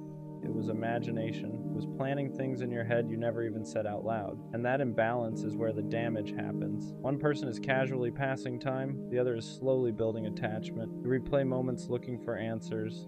The good mornings, the late replies that still felt warm, the way she acted like she cared without ever committing to it, and you start asking yourself if you imagined it all, if you read too much into things, if you're the problem for feeling deeply in a world where people stay shallow on purpose. That's when trust starts cracking, not just trust in others, but trust in yourself. You stop believing your intuition because last time it led you straight into disappointment. So now you second guess everything. Is she flirting or just being nice? Does she actually like me or just like the attention? You become hyper-aware, constantly scanning for signs that history is about to repeat itself. And the worst part is how it rewires your expectations. You go into new situations already bracing for impact, already assuming it won't last, already preparing for the moment they pull back and say they're not ready. So instead of enjoying the present, you're always waiting for the drop, always half gone even when you're still there. This is how people become emotionally unavailable without meaning to, not because they don't want love, but because love once felt like a setup, like something that was offered just to be taken away. So you start protecting yourself in quiet ways. You don't get excited too fast, you don't express how much you care. You keep things surface level until someone proves they're different. But here's the truth, nobody tells you. What happened to you wasn't weakness. It was sincerity meeting someone who didn't know what they wanted. And that doesn't mean you should stop being sincere. It just means you have to be more selective with who you give that version of yourself to. After that kind of situation, something shifts in you. You're not loud about it, you don't announce it, but you feel it in the way you move. You stop leading with your heart and start leading with caution. You don't text first as much. You don't double text. You don't let yourself get excited over potential anymore.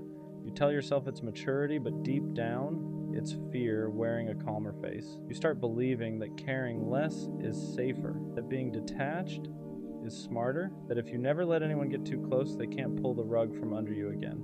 So you keep people at arm's length, you flirt without intention, you talk without expectation, you convince yourself this is control, but really it's armor. And sometimes you miss the old you, the version of you that loved freely, that didn't overthink every reply, that didn't feel embarrassed for being excited about someone. You miss how deeply you used to feel before it backfired. You don't know how to go back without risking the same pain again. That's how one situation can bleed into every future one. You start punishing people who haven't done anything wrong yet, not intentionally but subconsciously. You assume they'll leave, assume they'll switch up, assume they'll say they're not ready once you get attached, so you stay one step ahead emotionally, just in case. And the scary part is how normalized this becomes. People praise you for being nonchalant, for not caring too much, for being unbothered. They don't see the nights you still replay things in your head. They don't see how guarded you've become. They don't see how badly you still want something real, even though you act like you don't. But here's the part you need to hear. Becoming colder isn't healing, it's surviving. And survival is not the same as growth. You didn't lose because you cared. You lost because you cared about someone who wasn't capable of matching it. One day, someone will come into your life and your walls will confuse them. They'll feel the distance, they'll wonder why you hesitate, and you'll have to decide whether you're going to keep letting the past decide how you love, or whether you're ready to risk feeling again, this time with someone who actually means it. Here's the truth nobody really prepares you for. The hardest part isn't getting played, it's what happens after, when you meet someone new who actually treats you right, and you don't know how to receive it. Their consistency feels suspicious, their interest feels too good to be true, and they text back fast instead of feeling secure.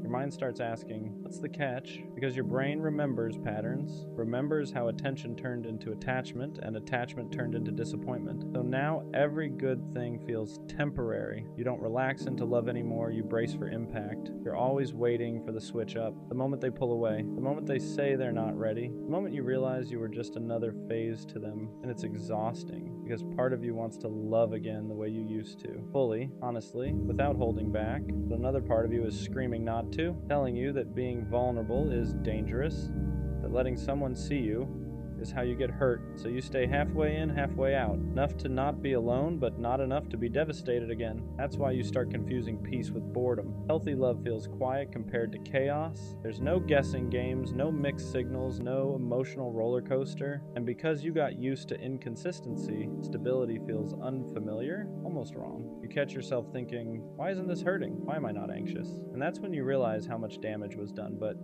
healing doesn't mean you'll never be cautious again. It means learning when caution is protecting you, and when it's sabotaging something good. It means unlearning the belief that love has to hurt to be real. It means reminding yourself that not everyone is playing a game, even if someone once did. You're not broken for being guarded, you're human. You adapted. Don't let one person's inability to love you properly rewrite who you are at your core. Because the version of you that loved deeply wasn't weak. That version was brave. And one day, when it's safe again, you'll recognize that feeling, and you'll know it's finally real. What nobody tells you is that after being hurt like that, you don't become heartless overnight. You become careful. You start analyzing everything, tone, timing, energy. You replay conversations in your head, not because you're obsessed, but because you're trying to protect yourself from ever feeling that stupid again. You promise yourself you'll never miss the signs next time. So when someone new comes around, you don't jump in, you test the waters, you pull back just to see if they'll step forward. You stop texting first, not because you don't care, but because you're scared of caring more again. You don't want to be the only one invested, you don't want to be the one waiting ever again. And sometimes that defense mechanism costs you something real.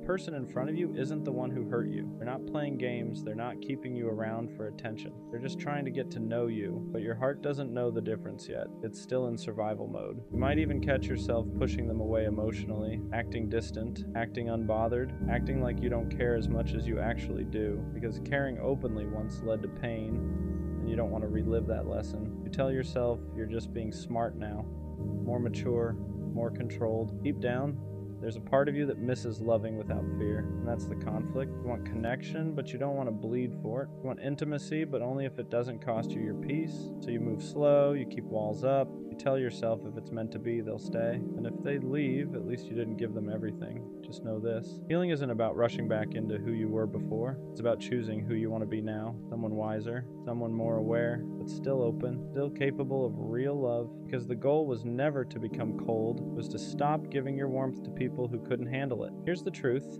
most people never say out loud. Becoming guarded doesn't mean you lost your ability to love. It means you finally learned your worth. There's a difference. You didn't harden because you're bitter. You hardened because you had to survive something that broke you when you were genuine. You remember how freely you used to give, how you didn't hesitate, how you showed up with your whole chest, no hesitation, no backup plan. You didn't measure effort, you didn't keep score, you just loved. And when that got taken advantage of, it didn't just hurt your heart, it shook your identity, it made you question if being that open was a mistake. So now you hesitate, you don't open up right away, you don't trauma dump, you don't promise things too early. You don't let people know how deeply you feel until they've proven they're safe. And that's not weakness, that's discernment, that's growth. But sometimes people misunderstand that version of you. They call you distant, nonchalant, emotionless. They don't see the emotional discipline it took to become this way. They don't see the nights you had to teach yourself how to let go, how to sit with silence, how to stop chasing explanations that were never coming. And yeah,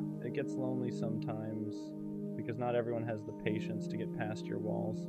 Not everyone understands that consistency matters more to you now than words. That effort means more than promises. That actions are the only language you really trust. The right person won't rush you. They won't demand access to parts of you they haven't earned. They won't punish you for protecting yourself. They'll understand that loving you means moving at your pace, showing up even when you don't ask, being steady when you're cautious. You're not broken. You're recalibrated. You didn't lose your softness. You just learned to aim it better. And one day, when someone proves they can handle your heart without hurting it, you'll feel it, because you'll want to open up again. Not out of fear of losing them, but because it finally feels safe to stay. What people don't realize is that the walls you built weren't meant to keep love out. They were meant to keep the wrong people from walking in and wrecking everything again. You didn't wake up one day and decide to be distant. You became distant after explaining yourself one too many times to people who never listened, after forgiving things you never should have had to forgive, after loving someone who treated your heart like something disposable. There was a version of you that believed effort would always be met halfway, that if you just loved harder, communicated better, stayed patient longer, things would work out. And when that belief collapsed, it didn't collapse quietly, it shattered, because you weren't just mourning a person, you were mourning the version of yourself that thought love was always safe. So now you watch patterns, you notice energy shifts, you pay attention to how people show up when it's inconvenient, not when it's easy. You don't get attached to potential anymore. You don't romanticize promises. You wait to see if words and actions line up, and if they don't, you detach without explaining yourself the way you used to. Some people call that cold, but it's not. It's clarity. You're tired of giving the benefit of the doubt to people who already showed you who they were. You're tired of staying loyal to people who only kept you around when it benefited them. You're tired of feeling stupid for caring too much, so you stopped overextending. You stopped proving. You stopped begging to be chosen. And yeah, sometimes you miss how deeply you used to feel. Sometimes you miss how excited you got, how hopeful you were. But you also remember the crash, the nights you questioned your worth, the way your chest felt heavy for weeks, the way you blamed yourself for someone else's inability to love you properly. That's why you don't rush now. That's why you don't fall fast. That's why you protect your peace like it's sacred, because you know what it costs to rebuild yourself from emotional ruins. And the truth is, the right person won't see your caution as a flaw. They'll see it as proof that you value yourself. They'll be patient enough to earn your trust, consistent enough to soften your guard, safe enough to remind you that not everyone comes to take. You're not afraid of love, you're afraid of losing yourself again. And that fear makes sense. Here's the part nobody tells you when you go through something like that. The fact that you're guarded now doesn't mean you're broken. It means you survived, it means you learned, it means you finally stopped pouring yourself into people who treated your heart like something they could pick up and put down whenever they felt like it. You didn't lose your ability to love. You just stopped giving it to people who didn't know how to hold it. Deep down, that soft version of you still exists. The one who loves deeply, the one who shows up, the one who means what they say and stays when things get uncomfortable. You didn't kill that part of yourself. You just hid it. You locked it away until someone proves they're safe enough to see it again. And that's growth,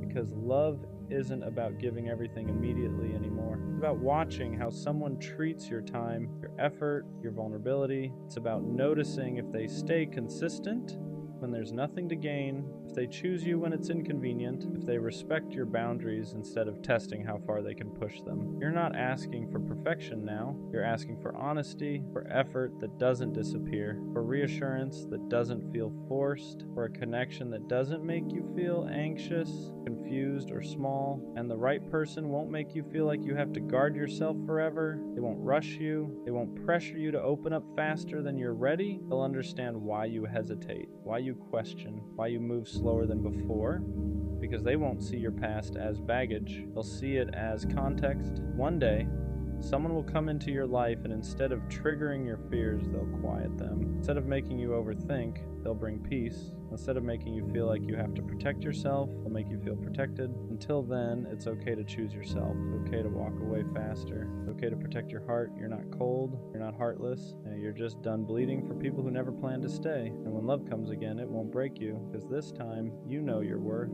You know what actually hurts? Wanting to be in love, but realizing you can't stay in it. You finally meet someone good. They're kind. They're loyal. They care about you in a way that feels real. On paper, they're everything you're supposed to want, and for a moment you think, maybe this is it. But then they like you back, and something in you shuts off, not slowly, not gently. It's like the feeling disappears overnight. You try to force it. You tell yourself to be grateful. You try to match their energy, their effort, their love, but instead of growing closer, you start pulling away. You notice flaws that didn't bother you before. You get irritated over small things. You find reasons to create distance, and suddenly you're the problem.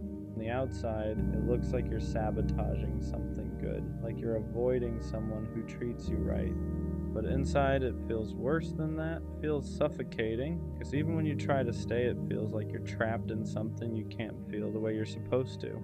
The messed up part, you still care. Somewhere deep down, you don't want to hurt them. You don't want to be cold. You don't want to be the reason someone feels unwanted, but you also don't know how to love them without losing yourself. And that kind of conflict turns love into guilt. What's confusing about this feeling is that it only shows up with the right kind of person, not the chaotic ones, not the ones who make you anxious, not the ones who disappear and keep you guessing. It happens with the ones who are steady, the ones who reply, who show up, who don't play games with your emotions, and instead of feeling safe, your body reacts like something's wrong. You don't feel excitement, you feel pressure, not because they're asking for too much, but because they're offering consistency, and you don't know how to relax inside it. There's no chase, no uncertainty, no emotional roller coaster to distract you.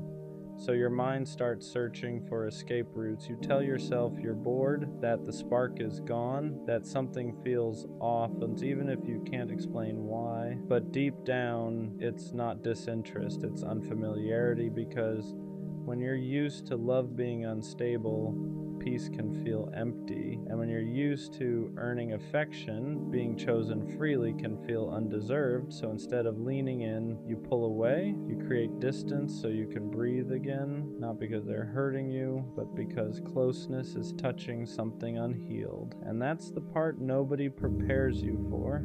Sometimes the problem isn't that you don't want love, it's that you've never learned how to stay when love doesn't hurt. At some point, this starts to mess with how you see yourself, because now you're not just confused, you're guilty. You look at them and think, yeah, they didn't do anything wrong. They're patient, they're kind, they're trying, and you're the one pulling back. So you start labeling yourself cold, broken, unappreciative, the person who ruins good things. From the outside, it looks simple. Why would you walk away from someone who treats you right? But what they don't see is how trapped you feel inside the expectation to feel something you can't force. You don't hate them. You hate the pressure to become the version of yourself that knows how to stay. So instead of being honest, you distance yourself, you reply slower, you stop initiating, You hope they'll lose interest so you don't have to explain yourself, and that's the part that hurts the most, not losing them, hurting someone who didn't deserve it. You carry that with you, the knowledge that somewhere someone is wondering what they did wrong, when the truth is you just didn't know how to receive what they were offering. And that realization sits heavy, because wanting love but not knowing how to hold it feels like a flaw you can't explain, only live with. Avoidance doesn't come from not caring, it comes from caring too much and not knowing how to say it. Because how do you explain something like this without sounding cruel? How do you tell someone,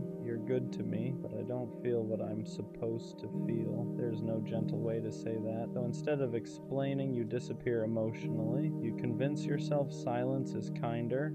That distance will hurt less than honesty, but silence creates its own kind of damage. They feel it, the shift, the hesitation, the way your energy isn't the same anymore, and you feel it too. Every message feels heavier. Every interaction feels like a reminder that you're failing at something that should be simple, so you keep avoiding the conversation, hoping clarity will show up on its own, but it doesn't. All that grows is resentment, not toward them, but toward yourself, because now you're stuck between two fears, hurting them by telling the truth, or hurting them slowly by pulling away. And avoidance feels safer in the moment because it delays the guilt, but it doesn't remove it, it just stretches it out. And the longer you stay quiet, the harder it becomes to speak honestly at all. If you look closer, this pattern isn't about them at all.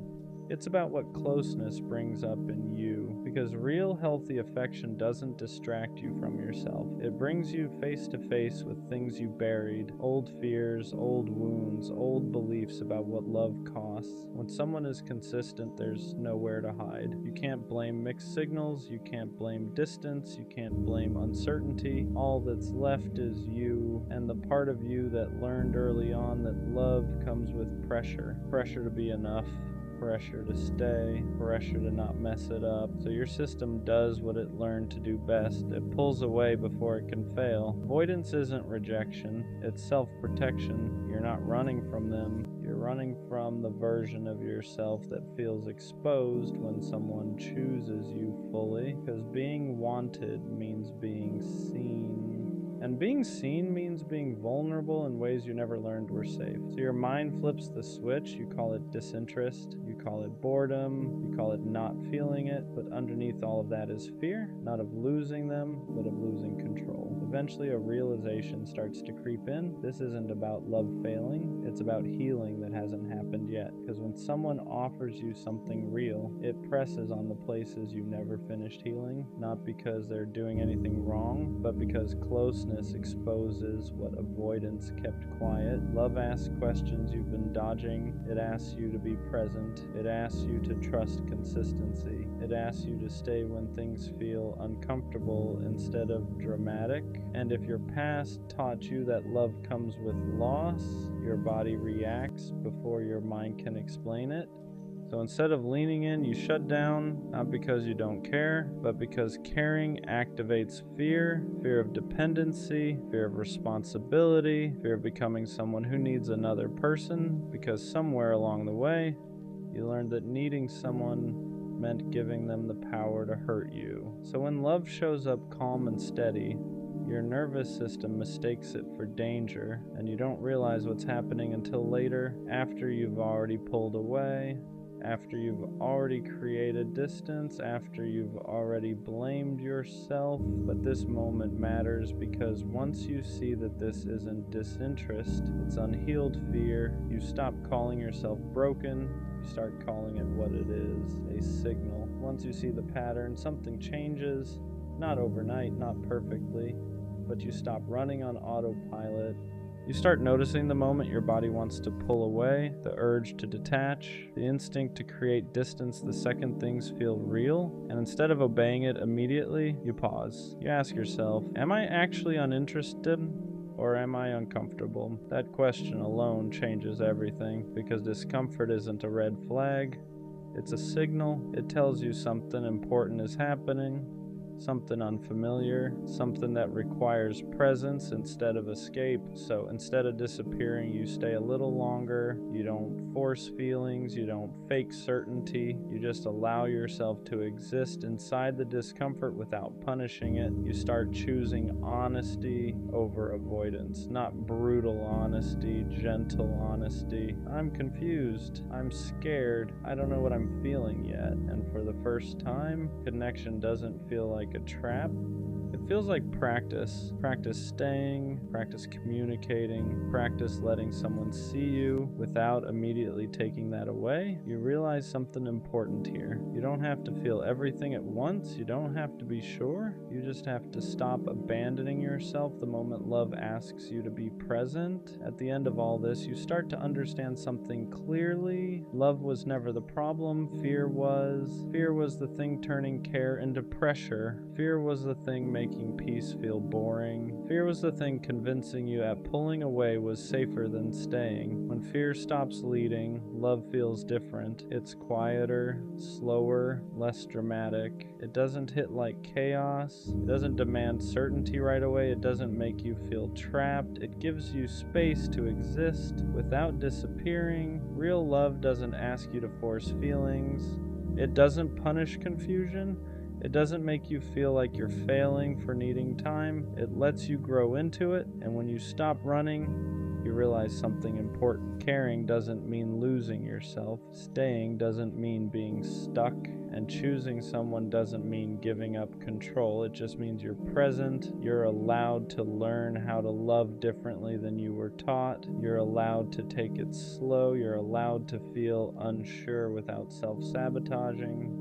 And most of all, you're allowed to stop hating yourself for struggling with something you were never shown how to do safely, because the moment love stops being about fear is the moment it finally starts feeling real. I don't know who needs to hear this, but you have to let them go. Not slowly, not halfway, not with one foot still stuck in the past. You have to actually let them go, because they're not coming back, not in the way you want, not in the way you deserve. And holding on to that hope is what's keeping you stuck.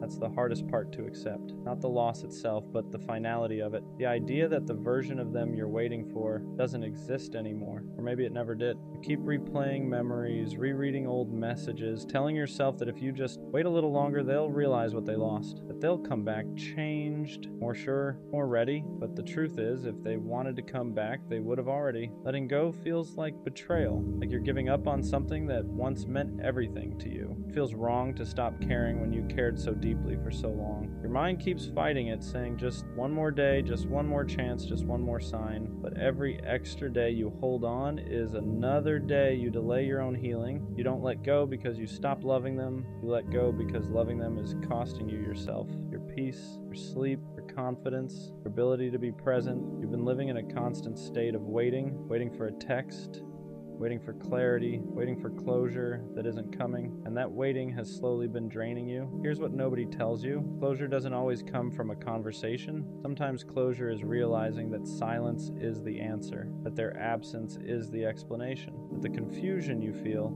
is the clarity you've been avoiding, because someone who truly wants to be in your life won't make you question where you stand. You keep thinking that letting go means nothing good will ever replace what you lost, that you missed your chance, that this was the one. That's grief talking, not truth. Grief narrows your vision, makes the past feel bigger than the future. It convinces you that the best days are behind you, when in reality they haven't even happened yet. Letting go doesn't happen all at once. It's a series of small, painful choices. Choosing not to check their profile, choosing not to reread old messages, choosing not to fantasize about a version of them that no longer exists, choosing yourself, even when it hurts. And yeah, it's a hard pill to swallow, one of the hardest. But the sooner you swallow it, the sooner you can breathe again. The sooner your life starts moving forward instead of replaying the same chapter over and over. Good things are going to come again, I promise you that. But they can't find you if you're still emotionally living somewhere you no longer belong. Right now, it probably feels impossible to believe that anything good could come after this. When you lose someone you were attached to, your world shrinks. Your future starts looking empty, quiet, unfamiliar. You measure everything against them.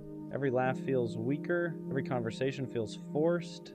Every good moment feels incomplete because they're not there to share it with. That's normal. Your brain is grieving what could have been, not just what was. You're mourning the plans you never got to live out, the version of the future you built in your head. You're comfort of having someone to lean on, and when that disappears, your mind panics, tells you this was it, this was your chance, you won't feel like this again. But that voice isn't truth, it's fear. Fear tries to convince you that staying attached is safer than starting over, that even pain you recognize is better than uncertainty. So you cling to what's familiar even when it hurts you, even when it drains you, even when it keeps you stuck in the same emotional place you've been in for too long. Letting go feels like stepping into darkness. You don't know what's on the other side yet. You don't know who you'll become without them. You don't know how long it'll take to feel okay again, and that uncertainty is terrifying. But staying where you are guarantees one thing: nothing changes. You don't heal by holding on tighter. You heal by loosening your grip, even when every part of you wants to resist. You heal by accepting that some people are meant to be chapters, not whole stories, that some connections exist to teach you something, not to stay forever. And yeah, it hurts to admit that someone you love doesn't have a place in your life anymore. It hurts to realize that effort wasn't enough, that love alone couldn't fix timing, readiness, or their inability to choose you fully. But pain doesn't mean failure. Pain means you cared. Pain means you were real. You're not weak for struggling to let go.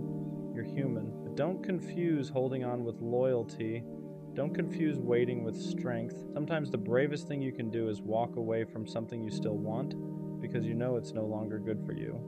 You're not erasing them by letting go. You're releasing yourself. One of the most painful realizations you'll have is that letting go isn't about them at all. It's about you. It's about finally admitting that you've been living for something that no longer exists, that you've been holding space in your heart for someone who stopped holding space for you a long time ago. You tell yourself you're just being patient, that you're strong for waiting, that real love doesn't give up, but there's a difference between patience and self-abandonment. There's a difference between fighting for something and fighting yourself every single day just to survive it, and deep down, you know which one this has become. You've been stuck in this cycle of hope and disappointment. One day you feel okay, almost proud of how far you've come. The next day, a memory hits you out of nowhere and you're right back at the beginning. A song, a place, a random thought at 2 a.m., and suddenly your chest feels heavy again. That doesn't mean you're failing. It means you haven't fully let go yet, because part of you is still waiting for them to validate what you felt, to admit they hurt you, to say they cared as much as you did. But here's the truth you don't want to accept yet. You may never get that. And waiting for it is only keeping you tied to someone who already moved on. Letting go means accepting unanswered questions. It means choosing peace over understanding. It means realizing that not everything broken needs to be fixed.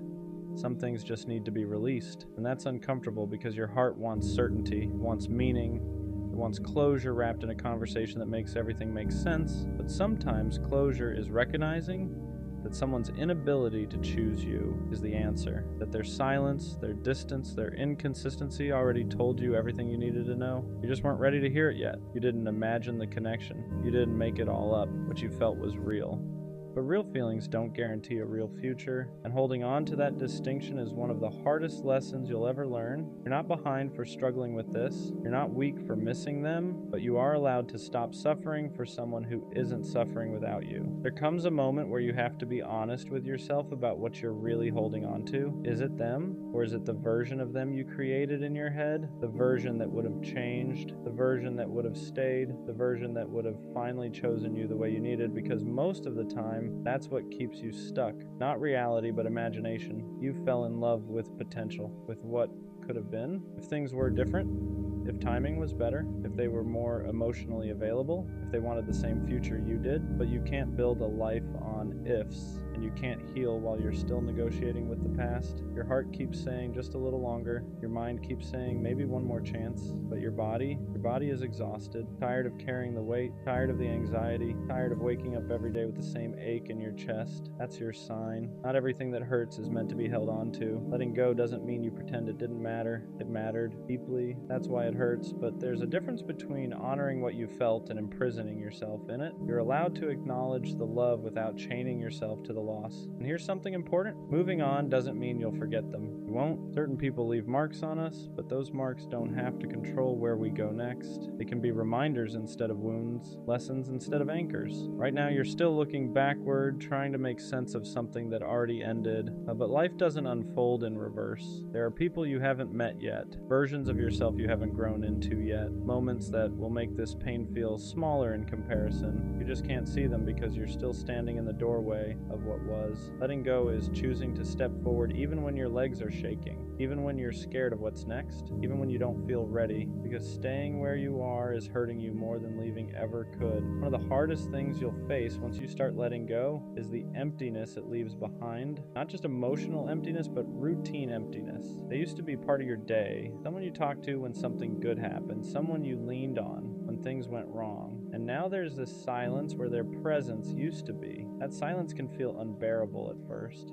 Your instinct will be to fill it with distractions, with new people, with anything that keeps you from sitting with the loss. And while distractions can help temporarily, they won't heal you if you use them to avoid feeling. Because healing requires you to feel it fully, to sit in the discomfort, to accept that this chapter ended and that it's okay to grieve it. You might catch yourself wanting to reach out, not because you have something to say, but because you miss the familiarity, the comfort, the version of yourself that existed when they were around. But understand this, missing someone doesn't mean they're meant to be in your life again. It just means they were once important. There's a difference between love and attachment. Love wants what's best for both people. Attachment wants relief from pain. And most of the time when you want to go back, it's attachment talking, not love. It's the part of you that's scared of being alone, not the part that's thinking clearly. This is where growth actually happens. In the moments where you choose not to reach out, where you choose to sit with the ache instead of numbing it. You choose yourself even when it feels lonely. Every time you make that choice, you're rebuilding trust with yourself. You're proving that you can survive without them. And slowly, that silence won't feel so loud anymore. It'll start to feel like space. Space to think, space to breathe, space to rediscover who you are without them. And in that space, something new begins to form. Not another person, but a stronger version of you. One of the hardest things you'll face once you start letting go is the emptiness it leaves behind. Not just emotional emptiness, but routine emptiness. It used to be part of your day. Someone you talked to when something good happened, someone you leaned on when things went wrong. And now there's this silence where their presence used to be. That silence can feel unbearable at first. Your instinct will be to fill it with distractions, with new people, with anything that keeps you from sitting with the loss. And while distractions can help temporarily, they won't heal you if you use them to avoid feeling, because healing requires you to feel it fully, to sit in the discomfort, to accept that this chapter ended and that it's okay to grieve it. You might catch yourself wanting to reach out, not because you have something to say, but because you miss the familiarity, the comfort, the version of yourself that existed when they were around. But understand this. Missing someone doesn't mean they're meant to be in your life again. It just means they were once important. There's a difference between love and attachment. Love wants what's best for both people. Attachment wants relief from pain. And most of the time when you want to go back, it's attachment talking, not love. It's the part of you that's scared of being alone, not the part that's thinking clearly. This is where growth actually happens. In the moments where you choose not to reach out, where you choose to sit with the ache instead of numbing it, where you choose yourself even when it feels lonely, every time you make that choice, you're rebuilding trust with yourself. You're proving that you can survive without them. And slowly that silence won't feel so loud anymore. It will start to feel like space. Space to think, space to breathe, space to rediscover who you are without them.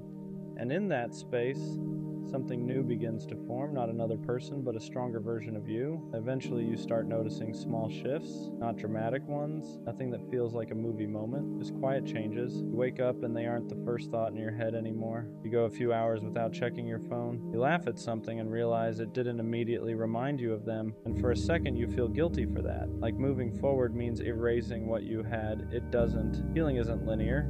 Some days you'll feel strong, other days a random memory will knock the wind out of you. It doesn't mean you're going backwards, it means you're human. You spend time building something emotionally, tearing it down takes time too. Be patient with yourself in that process. This is also when clarity starts setting in. You begin to see things more honestly, the red flags you ignored, the effort imbalance, the moments where you shrunk yourself just to keep them around.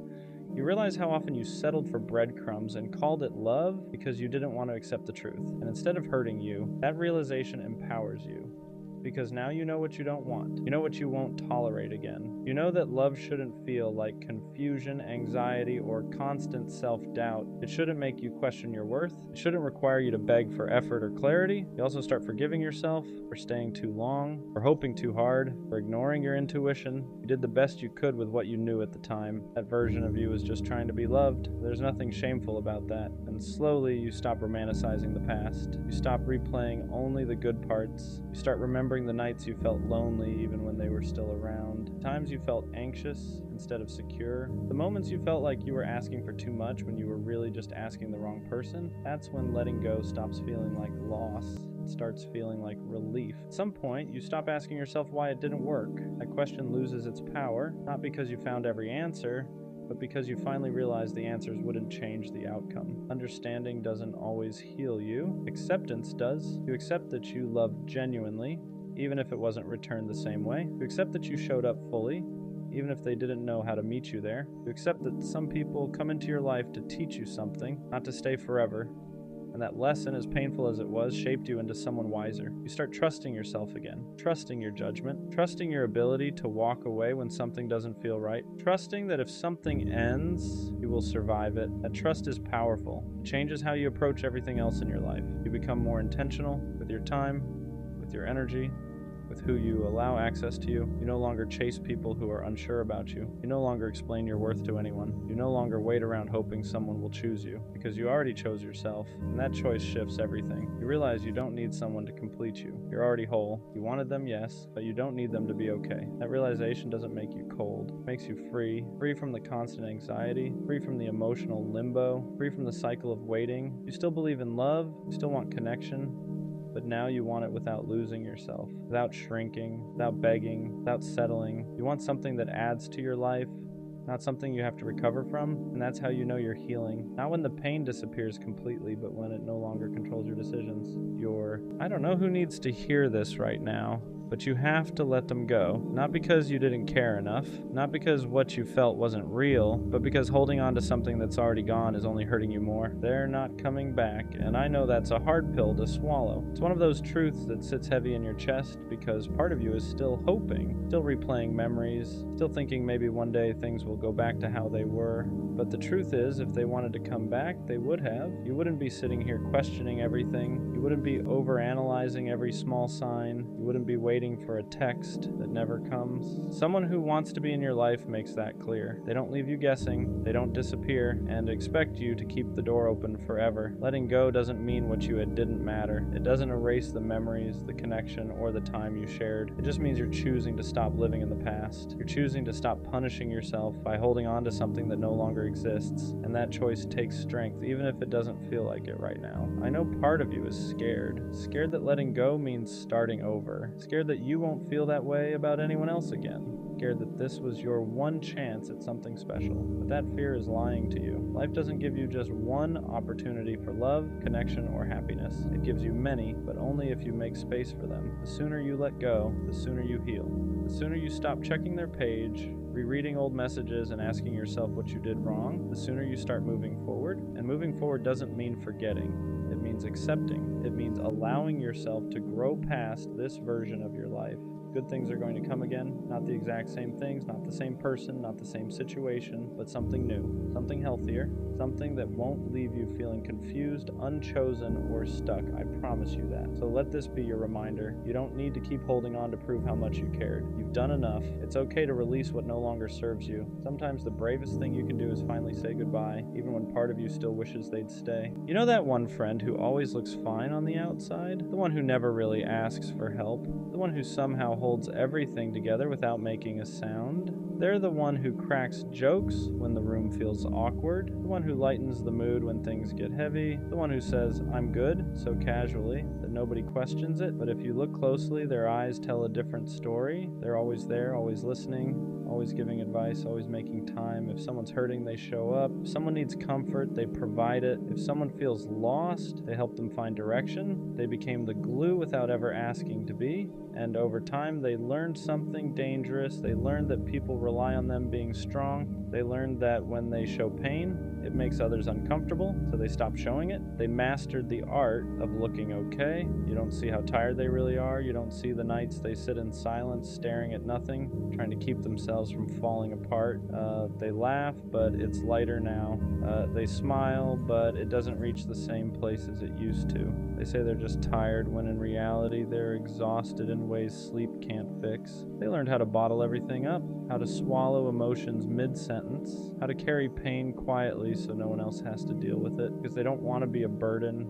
They don't want to ruin the mood. They don't want to take up space. So they shrink themselves emotionally, even while holding space for everyone else. And the craziest part, they're not asking to be saved. They don't want attention. They don't want pity. They don't want grand gestures. They just want someone to notice, someone to really ask how they're doing and actually stay for the answer. Someone to notice that their laughter sounds a little forced lately, that their messages are shorter, that they're physically present but mentally somewhere else. Someone to say, you don't have to be strong right now, because being the strong one gets lonely. You carry everyone else's weight and still feel guilty for having your own. You feel like you don't have permission to fall apart because everyone else depends on you staying together. But even strong people need rest. Even strong people need to cry. Even strong people need reassurance. Strength doesn't mean never breaking. It means breaking quietly and still showing up. And that's not fair. So if you have that friend, the one who's always okay, the one who never complains, the one who holds everyone else together, check on them, not with a quick "you good?" Not with a surface level question. Check on them with presence, with patience, with a real conversation. Because sometimes the people who seem the most okay are the ones who need love the most. And sometimes all it takes is one person finally seeing them for the weight they've been carrying alone. There's a quiet kind of emptiness that doesn't feel dramatic. You're not falling apart. You're not in crisis. You just don't know why you're here. You wake up. You do what you're supposed to do. You get through the day. But underneath all of that, there's this question you don't know how to answer. What am I actually doing this for? You don't feel passionate. You don't feel called. You don't feel like anything is pulling you forward. And that scares you because everyone else seems so sure of where they're going. Having no purpose doesn't feel like sadness. It feels like drifting, like life is happening around you and you're just present for it, and no one really talks about that part. Not having a purpose doesn't mean you're failing, even though it feels like everyone else got some kind of direction you never received. Purpose isn't something people find all at once. It's not a switch that flips or a calling that suddenly appears. Most people are just moving forward with something small and calling it certainty. So when you don't feel that pull, you assume something is wrong with you. But a lack of purpose often comes from pressure to have a passion, pressure to be exceptional, pressure to turn your life into something meaningful as soon as possible. And when nothing fits, you feel empty, not because you lack value, but because you're tired of forcing meaning where it doesn't exist yet. You're not behind, you're just in a season where life hasn't revealed what it wants from you. And that's more common than anyone admits. Purpose usually doesn't appear because you thought hard enough about it. It grows out of living, out of trying things without certainty, out of getting bored, out of noticing what quietly holds your attention when no one is watching. So when you feel like you're drifting, it doesn't mean you're lost. It means you're between definitions, between who you were and who you haven't met yet. Drifting feels uncomfortable because it lacks labels. You can't explain it easily, you can't point to progress, but drifting is still movement. It's the space where you learn what doesn't fit, what doesn't excite you, what you don't want to carry forever, and that information matters. You're not failing a purpose, you're collecting data, even if it doesn't feel productive yet. It's okay if your life doesn't feel meaningful yet. Meaning isn't something you wake up with one day fully formed. Most of the time it shows up quietly, in moments you don't think are important, in things you do without an audience, in small choices that don't feel like destiny.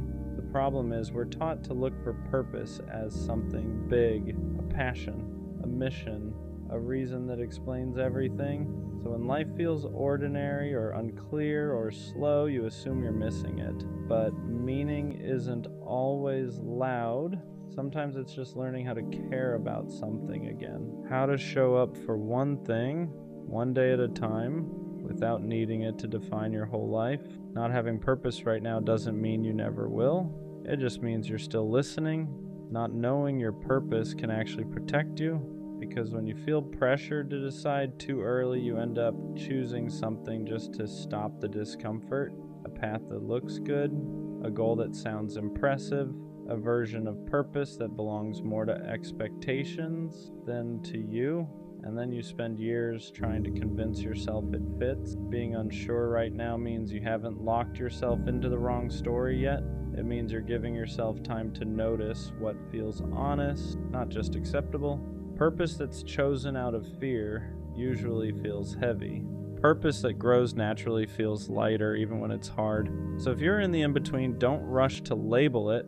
This pause isn't wasted time, it's you refusing to commit to a life that doesn't feel like yours. Purpose rarely starts as clarity, it starts as curiosity, a small pull towards something you don't fully understand yet, a moment where time passes a little faster than usual, a thought you keep returning to without knowing why, but because it doesn't feel big, you dismiss it.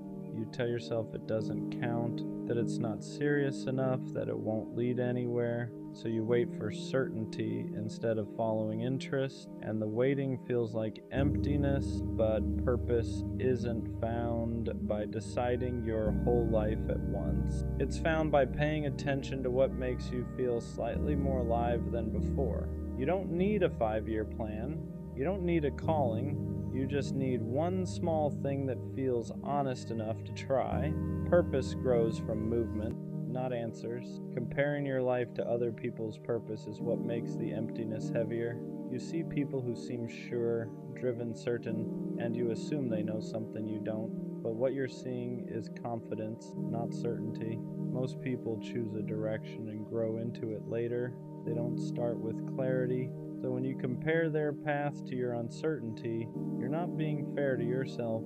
You're measuring your beginning against someone else's middle. Purpose isn't a race. It's not something you fall behind on.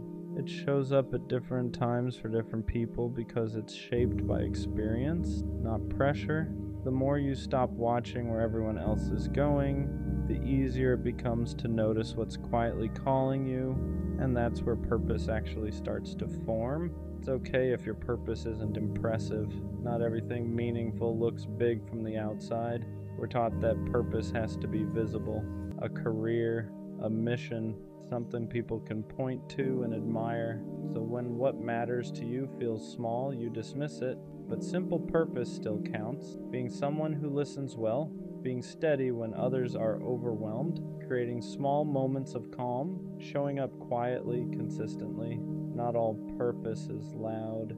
Some of it lives in how you treat people, in how you carry yourself through ordinary days, in how you don't make the world heavier just by being in it. If your life feels purposeless right now, it might be because you're looking for something dramatic and missing what's already there. Purpose doesn't always announce itself.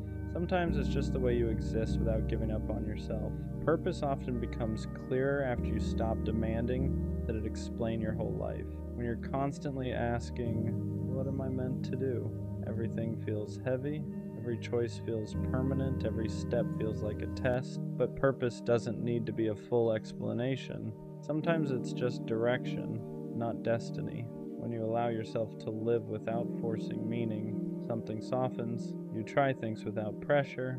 You follow curiosity without commitment. You let yourself change your mind, and slowly, patterns form.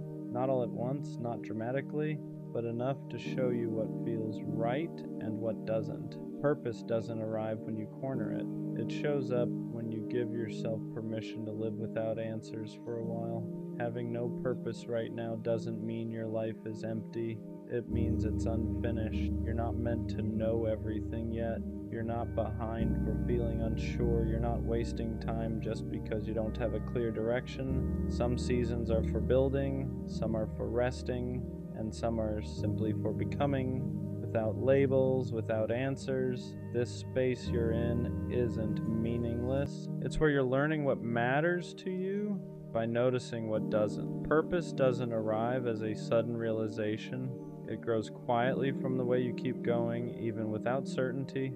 So if all you can do right now is exist, try, and stay curious, that's enough. Your life isn't without purpose. It's just still writing it. I don't care how corny it sounds. I'll never stop being a lover boy. Not until I get the kind of love I've always imagined. The kind where there is no one else, no distractions, no half interest. Just one person in a world that feels smaller because of it. I want that kind of love where it doesn't wander, where nobody else even registers, where loving them feels natural, not forced. The kind of love that feels cinematic without trying. Just two people driving nowhere, standing in open fields, traveling for no reason other than wanting to be together. The kind of love you don't just feel in your chest, you feel it in your soul, hot, intense, alive. And I don't understand how people walk around acting indifferent to that.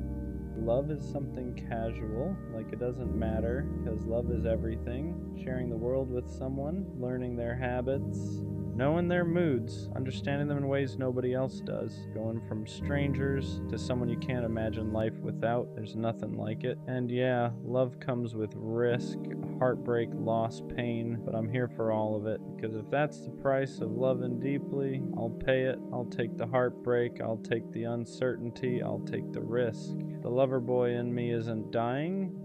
It can't. What makes it hard sometimes isn't loving deeply. It's loving deeply in a world that pretends not to care. People act like being attached is embarrassing, like wanting someone fully is something you should hide. They call it nonchalant. They call it cool. They call it protecting yourself. But to me, it just feels empty. I don't want love that's casual. I don't want half interest. I don't want to act like I wouldn't be crushed if I lost someone I care about. I want to feel it. I want the kind of love where my heart is all the way in. No exits, no backups, no pretending. And yeah, that makes me vulnerable. It means I get hurt easier. It means I feel things more intensely, but I'd rather feel everything than live numb just to look unbothered, because loving deeply isn't weakness, it's courage. It takes guts to say I want you fully. I'm choosing you. I'm not scared to care. And maybe that's why it feels lonely sometimes, because not everyone is built to love like that. But I am. And I'm not going to dull that part of me just to fit into a world that treats love like it's optional. Loving this way hurts more because you don't do it halfway. You don't keep one foot out the door. You don't love with conditions.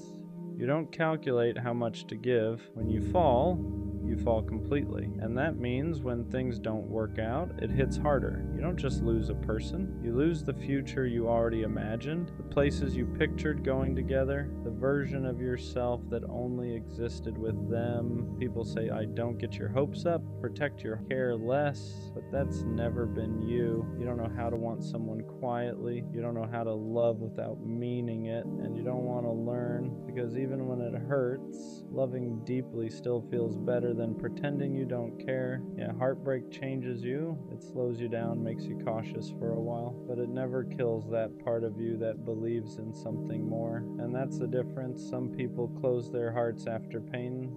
Others keep theirs open, not because they're naive, but because they refuse to let disappointment turn them cold. You don't love deeply because it's easy. You love deeply because that's who you are. And even when it costs you, you'd rather feel everything than live a life that feels empty. The truth is, you already know how this can end. You know love can break you. You know it can leave scars. You know it can take pieces you don't get back, and still you choose it. Not because you're reckless, not because you're desperate, but because a life without love feels smaller than a life with heartbreak. You're not chasing perfection. You're chasing connection. The kind that makes the world feel louder and quieter at the same time. The kind that turns ordinary moments into memories. The kind that makes you feel seen in ways words can't explain.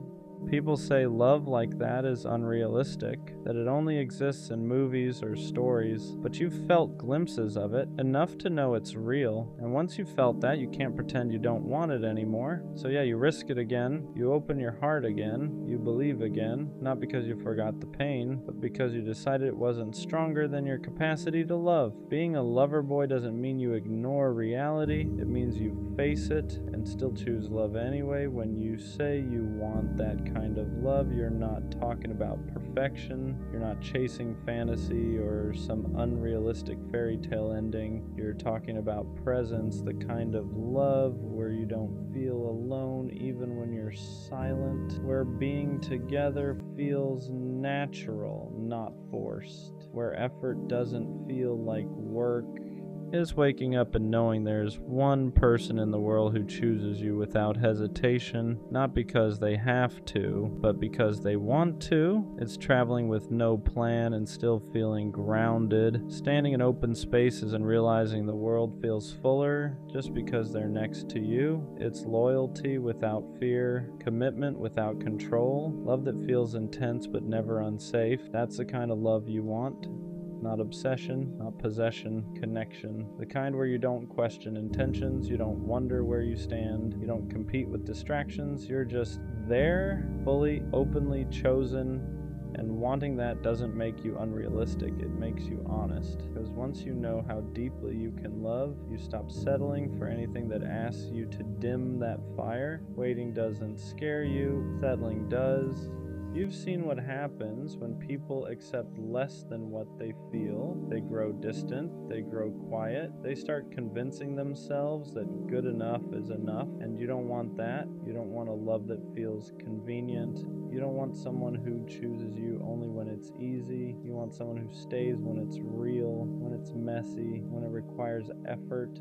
So you wait, not because you think you're better than anyone, but because you know yourself. You know how deeply you love, you know how much you give, and you know what happens when that kind of heart ends up in the wrong hands. You'd rather be alone than feel lonely next to someone who doesn't meet you where you stand. And yeah, some days it gets heavy, watching people pair off, watching others settle into relationships that look fine on the surface, but deep down, you're not jealous. You're patient, because you're not searching for company, you're waiting for alignment, for someone who doesn't flinch at your intensity, who doesn't joke about your softness, who doesn't treat your loyalty like it's replaceable. You're waiting for someone who wants the same kind of love you do, all in, no exits, and until that shows up, you're not lowering your standards, you're protecting your heart. If it ever happens, when someone finally matches your energy, you'll feel the difference immediately. Not fireworks, not chaos, not anxiety disguised as excitement, clarity. You won't question where you stand. You won't wonder if you're asking for too much. You won't feel like you're loving harder than you're being loved. It'll feel mutual in a way you're not used to. They won't flinch at your intensity. They won't joke about you caring too much.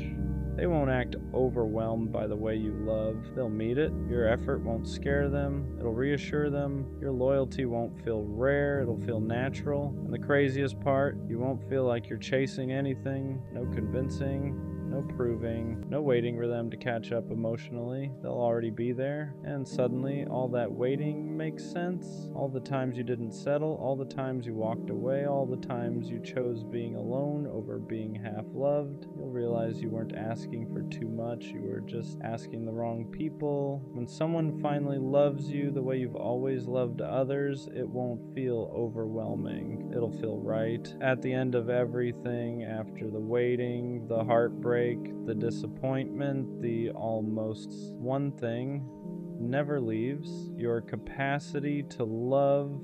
You don't lose it, even when people try to convince you that you should, even when the world rewards detachment, even when acting unbothered looks easier, even when caring deeply costs you more than you expected, because loving fully was never a phase for you. It's part of who you are. You were built to feel things deeply, to choose one person and mean it, to love in a way that's intentional, loyal, and complete. And yeah, that makes you vulnerable, but it also makes you real. The lover boy in you survives every heartbreak, not because you forget the pain, but because you decide it's not stronger than your heart. You don't regret loving, you don't regret believing, you don't regret wanting something rare, because one day someone will meet you in that same place. They won't laugh at your intensity. They won't treat your love like it's extra. They won't ask you to tone it down. They'll recognize it, and when that happens, everything you held on to will make sense. So no, the lover boy in you doesn't die, he just waits. And when the right love finally arrives, he'll be ready. Sometimes I don't question whether I love people. I know I do. I love intentionally, I love in details, I love in the quiet ways that don't always get noticed. I remember the small things you said 3 months ago. I notice when your voice sounds slightly different. I pay attention to your moods without you having to explain them.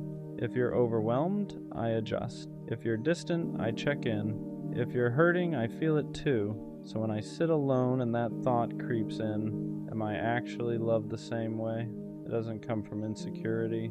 It comes from imbalance, because loving someone isn't hard for me, but feeling consistently loved back, that's where it gets complicated. There's a difference between being wanted and being valued, between being chosen and being considered, between someone enjoying your presence and someone protecting your heart.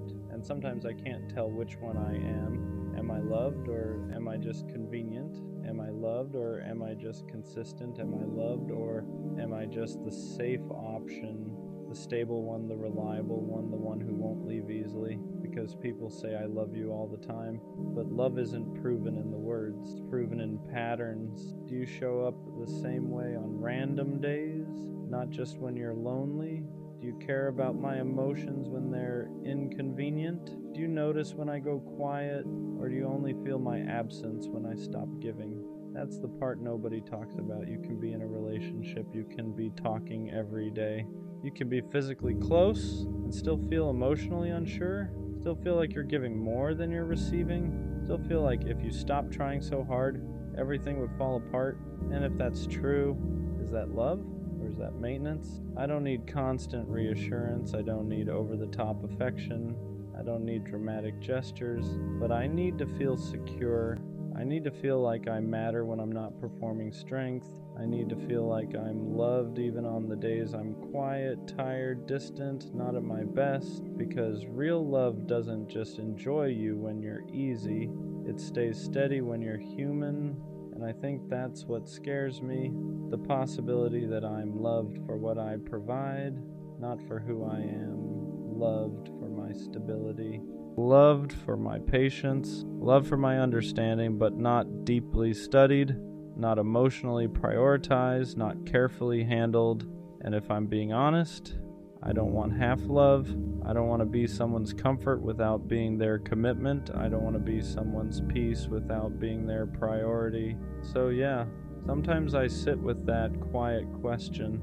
Am I actually loved, or am I just really good at loving others? The hardest part about questioning love is that it doesn't always come from obvious neglect, doesn't always come from cheating or lying or someone clearly mistreating you. Sometimes it comes from subtle absence, from emotional gaps you can't quite explain, from feeling like you're standing next to someone but not fully with them. Because love isn't just about presence, it's about engagement. It's about whether someone studies you the way you study them. I ask myself things like, if I stopped initiating, how long would it take for them to notice? If I didn't send the good morning text, would they send one first? If I went quiet for a few days, would they check in because they care or because they're bored?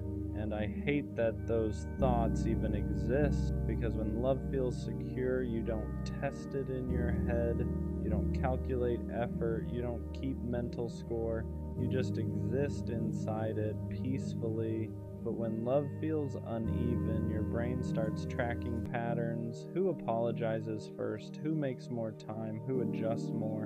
And that's when the doubt begins. Not loud doubt, quiet doubt. The kind that sits in your chest at night. The kind that makes you reread conversations. The kind that makes you wonder if you're asking for too much or just asking the wrong person. I don't want dramatic love. I don't want obsession. I don't want someone who can't function without me. I want someone who chooses me consciously, daily, not because I'm easy, not because I'm stable, Not because I don't cause problems, but because they genuinely value me, because they care about my internal world, because they don't want to risk losing me through laziness or emotional distance. That's the difference. You can love someone and still be careless. You can love someone and still take them for granted. You can love someone and still assume they'll never leave. But being loved properly, that feels intentional. It feels protected. It feels like someone is actively maintaining the connection, not just enjoying it. And sometimes I wonder, if I pulled my energy back to neutral, if I stopped overcompensating, if I loved at the same level I was receiving, would it still feel strong? Or would everything start crumbling? Because if my effort is what's holding us up, that's not love, that's imbalance disguised as loyalty, and I don't want to resent someone for something I never addressed, but I also don't want to keep shrinking just to avoid conflict. I want to feel wanted loudly enough that I don't question it silently. I want to feel secure enough that I don't rehearse conversations in my head. I want to feel chosen in a way that removes doubt instead of feeding it, because love shouldn't feel like something you constantly measure. It should feel like something you rest inside. And until I can sit in it, without wondering if I matter the same way, I think that question will always echo softly. Am I actually loved, or am I just deeply loving?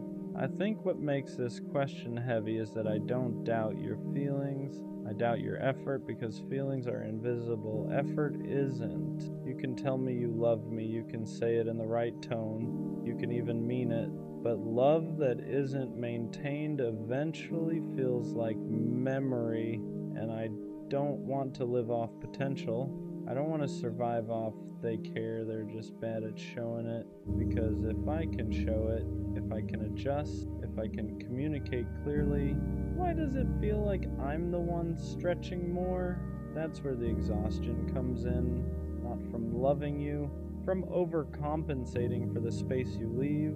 There's a specific loneliness that comes when you're the emotionally aware one, when you're the one who brings things up calmly, when you're the one who says, let's talk about it, when you're the one who makes sure small issues don't become big ones. And sometimes I wonder, if I stopped being that person, would you step into that role? Or would we slowly drift because I stopped carrying the emotional weight? That's not partnership, that's imbalance. And imbalance slowly turns love into doubt. I don't need perfection. I need reciprocity. I need to feel like if I fall apart, you won't just watch. I need to feel like if I go quiet, you'll notice. I need to feel like if I stop being strong for a moment, you won't become distant. Because love isn't just about who stays when it's easy. It's about who leans in when things feel uncomfortable. And sometimes I don't feel leaned into, I feel leaned on. And there's a difference. I don't want to be your emotional safety net without you being mine. I don't want to be the consistent one while wondering if I'm consistently valued. And maybe you do love me, but if I constantly have to question it, then something about the way it's being expressed isn't landing. Because real love doesn't eliminate all fear, but it does eliminate constant uncertainty. It doesn't make you feel like you're negotiating your worth. It makes you feel secure enough to stop asking yourself if you matter. And until I can sit in this without quietly measuring effort, without wondering if I'm too much, without shrinking my needs to maintain peace, that question will stay in the back of my mind. Am I actually loved, or am I just deeply convenient? I think the real fear isn't that you don't love me, it's that you love me comfortably. There's a difference. Comfortable love is quiet. It assumes, it relaxes a little too much. It stops trying as hard because it believes I'm not going anywhere. And maybe I won't, but that doesn't mean I don't notice the shift. In the beginning, effort feels automatic. You call just to hear my voice. You ask questions and actually wait for the answers. You care about how my day went, not just what happened. But once things feel stable, do you still pursue me? Do you still choose me loudly? Do you still protect the connection like it could be lost? Or do you just exist in it? Because love that stops being intentional slowly starts feeling optional. And I don't want to feel optional in someone's life. I don't want to be the person you assume will always understand, the person you assume won't leave, the person you assume doesn't need reassurance, because the strong ones still need softness, the independent ones still need consistency, the calm ones still need effort, and sometimes I think people forget that. They mistake my patience for infinite tolerance. They mistake my understanding for emotional immunity. They mistake my loyalty for permanence. But even loyal people get tired. Even understanding people feel hurt. Even calm people question things when the effort changes. I don't want to be loved lazily. I don't want to be loved based on convenience. I want to be loved actively. I want someone who doesn't just assume I know they care, but make sure I feel it. Someone who doesn't just stay, but stays with intention. Because here's the truth, if I ever stopped trying the way I do now, would you fight for this the same way? If I ever pulled my energy back to neutral, would you step up or would you get distant? That question alone tells me a lot. Love shouldn't feel like something I'm maintaining by myself. It shouldn't feel like if I relax for a second, everything will slowly fade. It should feel mutual, balanced, protected from both sides. And until I feel that consistently, not just in moments, not just after conflict, not just when I express doubt, that quiet thought will linger. Am I loved deeply or just comfortably? Maybe the hardest part about all of this is that I don't want to accuse you. I don't want to sound ungrateful. I don't want to seem insecure. I don't want to turn something small into something heavy. But silence builds pressure, and pressure turns into quiet resentment, because when I feel like I'm giving more than I'm receiving, I don't explode, I adjust. I overthink, I analyze, I start loving more carefully, and that's when something shifts inside me. I stop being soft in the same way, I stop opening up as freely, I stop expressing needs because I don't want to feel like a burden. And you probably wouldn't even notice at first, because I don't change loudly, I change subtly. And that's the scary part, because once I start protecting myself emotionally, I don't fully come back the same. I don't want to have to guard my heart with someone who says they love me. I don't want to measure my words. I don't want to calculate how much reassurance I can ask for without seeming too much. I want to exist freely. But freedom only comes when love feels secure, not intense, not obsessive, secure. The kind of secure where I don't have to question your effort after a disagreement. The kind of secure where your consistency doesn't depend on my mood. The kind of secure where I don't feel like I have to earn softness from you. Because love shouldn't feel conditional. It shouldn't spike when I'm easy to love and dip when I need extra understanding. And sometimes I ask myself something deeper. If I disappeared tomorrow, would you miss me because you love me? Or because you lost something that benefited you? Would you miss my heart? Or just my stability? Would you miss the way I cared, or just the fact that I cared consistently? That difference matters more than people realize, because I don't want to be someone's comfort zone if I'm not also their conscious choice. I don't want to be someone's safe option if I'm not also their priority. And I don't want to keep pouring into something where I feel like I'm the emotional backbone. Love should feel like two people holding it up, not one person carrying it quietly. And until I feel that weight shared, I'll keep asking myself softly, am I actually loved, or am I just deeply dependable? I think what I've realized is this: if I constantly have to ask myself whether I'm loved, then something inside me doesn't feel safe, because real love doesn't require constant decoding. It doesn't make you sit alone at night replaying conversations. It doesn't make you question your worth after small disagreements. It doesn't make you shrink just to maintain peace. Real love feels steady, not perfect, not dramatic, steady. It feels like someone who chooses you, even when you're not at your best. It feels like someone who reassures without being forced. It feels like someone who protects your heart, like it's their responsibility too. And maybe you do love me, but if your love makes me anxious, if it makes me overanalyze, if it makes me feel like I'm asking for too much when I ask for consistency, then it's not landing the way love should, because love shouldn't make you question your value. It should reinforce it. It shouldn't make you feel like you're lucky to be chosen. It should make you feel mutually chosen. Maybe the real shift isn't asking, am I actually loved? Maybe it's asking, do I feel secure here?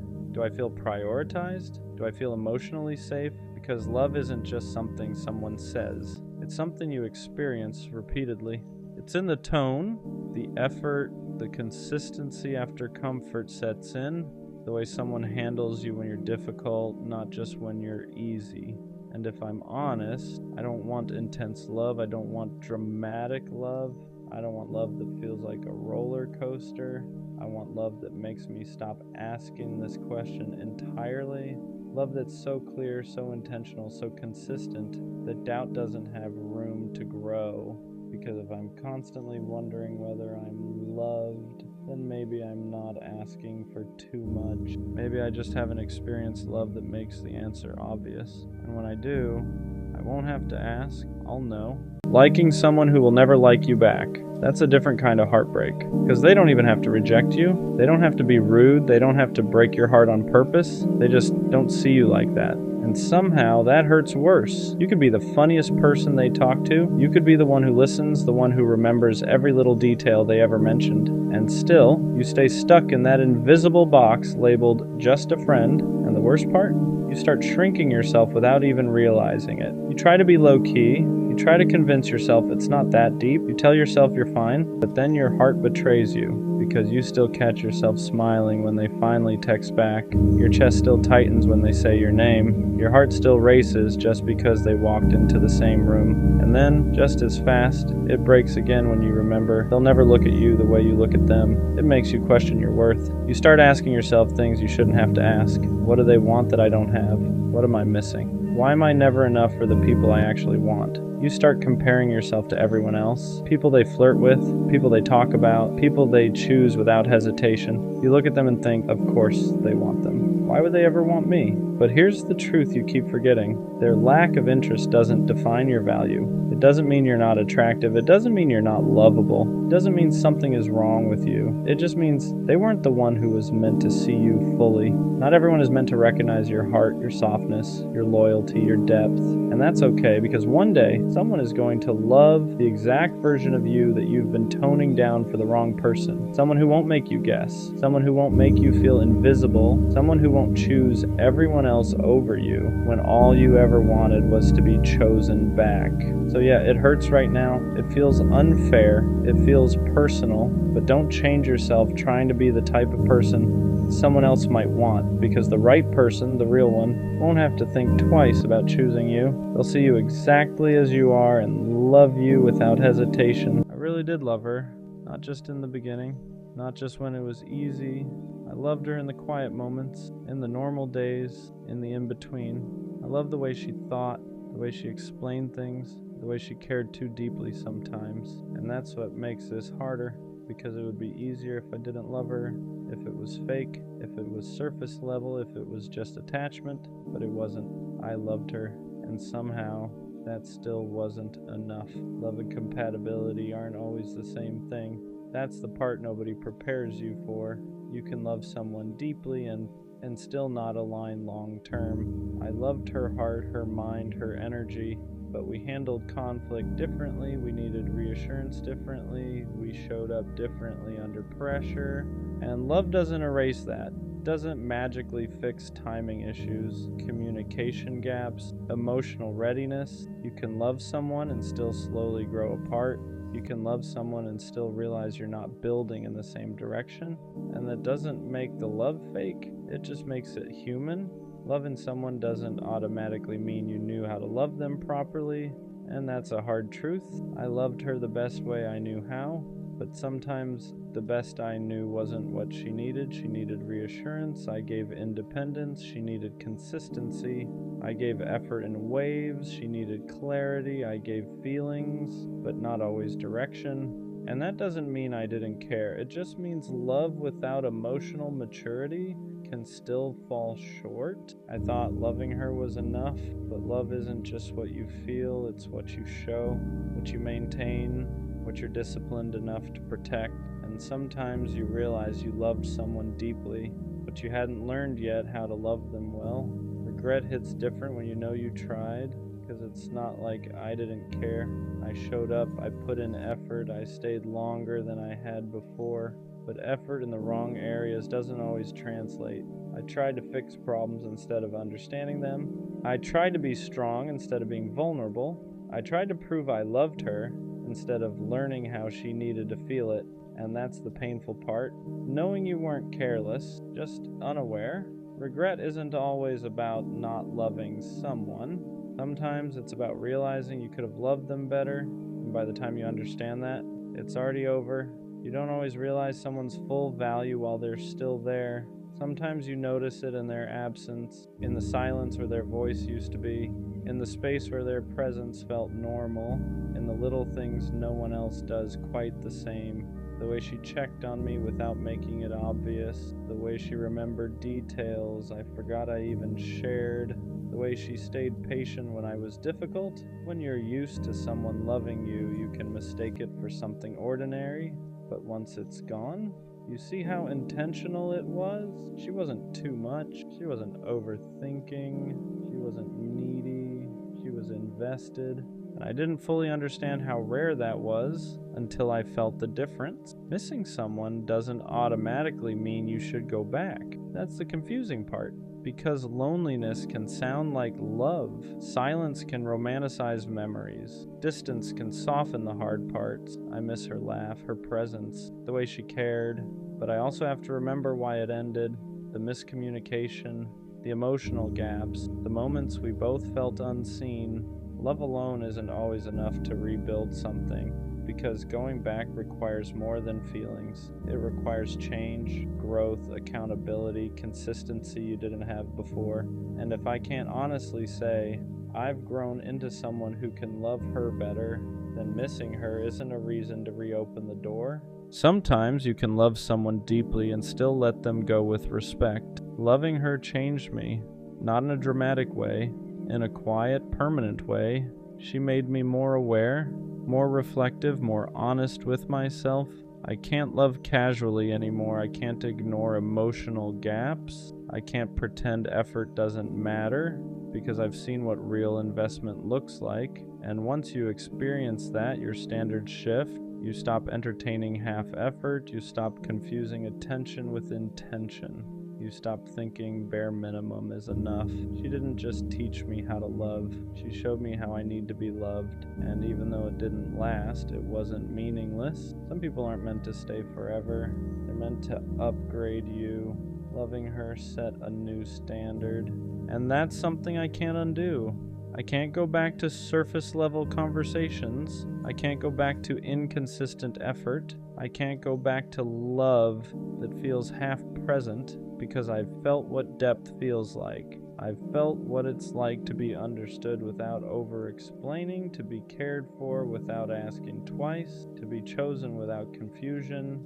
And once you experience that, you can't pretend it doesn't matter. It ruined average for me. Not in a bitter way, in a mature way. Now I know what intentional love looks like. Now I know what emotional safety feels like. Now I know what real effort is, and I won't lower that standard just because I miss her. Loving her made me more careful, but not closed off, more intentional. I don't rush feelings anymore. I don't say I love you just because it feels right in the moment. I don't assume connection automatically means compatibility. I pay attention now to effort, to consistency, to whether we're building or just vibing. Because when you've loved someone deeply and lost them, you understand the weight of it. Love isn't casual to me anymore. It's responsibility, it's discipline. It's showing up even when it's inconvenient. And maybe that's the real proof that I loved her. She didn't make me bitter, she made me intentional. Was loving her worth it? Even though it ended? Yeah. Because not all love is meant to last forever. Some love is meant to teach you who you are, who you're not, who you're becoming. I loved her, And even though we didn't make it, that love wasn't wasted. It showed me my gaps. It exposed my immaturity. It forced me to grow. It raised my standards. It deepened my emotional awareness. It changed how I show up now, and that matters, because one day when I love someone again, I'll love clearer, stronger, more consistently, not because I forgot her, but because loving her made me better. So yeah, it hurt, it ended, but I really did love her, and that will always mean something. You act like watching porn, feeding into lust, and constantly chasing that quick release isn't that big of a deal. Like it's harmless. Like it's something everyone does, so it can't really be affecting you that much. But the truth is, it slowly puts you in a cycle you don't even realize you're stuck in until it already has a grip on you. It becomes a dopamine loop. You feel stressed, bored, lonely, or uncomfortable, so you look for something that gives you instant relief. And it works for a moment. Your brain gets that hit. You feel calm, satisfied, distracted, but then it fades. And instead of facing what you were avoiding in the first place, you go right back to chasing that same feeling again, over and over. The problem isn't just the habit itself, it's what it replaces. When your brain gets used to easy pleasure, hard things start to feel unbearable. Discipline feels heavier, motivation feels weaker, the goals you used to care about don't excite you the same way. You start putting off the things that actually build your life because they don't give you that immediate reward. You stop chasing the things that truly make you happy. Real progress, real connection, purpose, growth. You tell yourself you'll get serious tomorrow, you'll lock in next week, you'll change eventually, but that cycle keeps you comfortable enough to stay stuck. And here's the part people don't like to talk about. Lust in excess usually isn't about desire. It's about emptiness. It's about trying to fill something inside of you that feels hollow. A lack of intimacy, a lack of direction, a lack of fulfillment. And intimacy doesn't always come from something sexual. It can come from faith, from deep friendships, from family, from working towards something bigger than yourself. Every craving is information. When you feel that pull, it's a signal. Something in your life needs attention. Something needs healing. And the more you numb that signal with instant gratification, the longer you delay becoming who you're supposed to be. This isn't about shame. This isn't about pretending urges don't exist. It's about awareness and control. It's about choosing long-term fulfillment over short-term comfort, because comfort can quietly ruin your life if you let it. I'm saying this because I've been there, I've lived in that cycle, and breaking out of it doesn't magically make life easy, but it makes it real again. You start feeling hunger for progress, you start feeling pride and discipline, you start enjoying the process of becoming better instead of escaping from yourself. You don't need to be perfect, you just need to be honest. Honest about what's holding you back, honest about what you're avoiding, and brave enough to sit with discomfort long enough to grow through it. The things that truly change your life are rarely comfortable, but they are always worth it. You keep ignoring the red flags because all you want is love, not peace, not respect, not consistency, just love. You see the signs, you see the unanswered calls, the constant busy, the way you're always an option, never a priority. And instead of asking why it hurts, you ask how to endure it. You tell yourself it's patience, that it's loyalty, that love means staying even when it costs you. But let's be honest, she doesn't check on you. She doesn't consider your feelings. She doesn't show up the way you do. And you know that. You just don't want to face what it says about you for staying. So here's the real question you've been avoiding. How much do you actually love yourself? Because when you stay in situations that keep hurting you, when you keep accepting disrespect just to feel close to someone, that's not love. That's neglect. If you truly loved yourself, you wouldn't keep choosing pain just to feel wanted. You wouldn't keep lowering your standards to keep someone around who clearly isn't choosing you back. But you don't protect yourself, you sacrifice yourself. Because being alone scares you more than being hurt. And that's why you accept the bare minimum.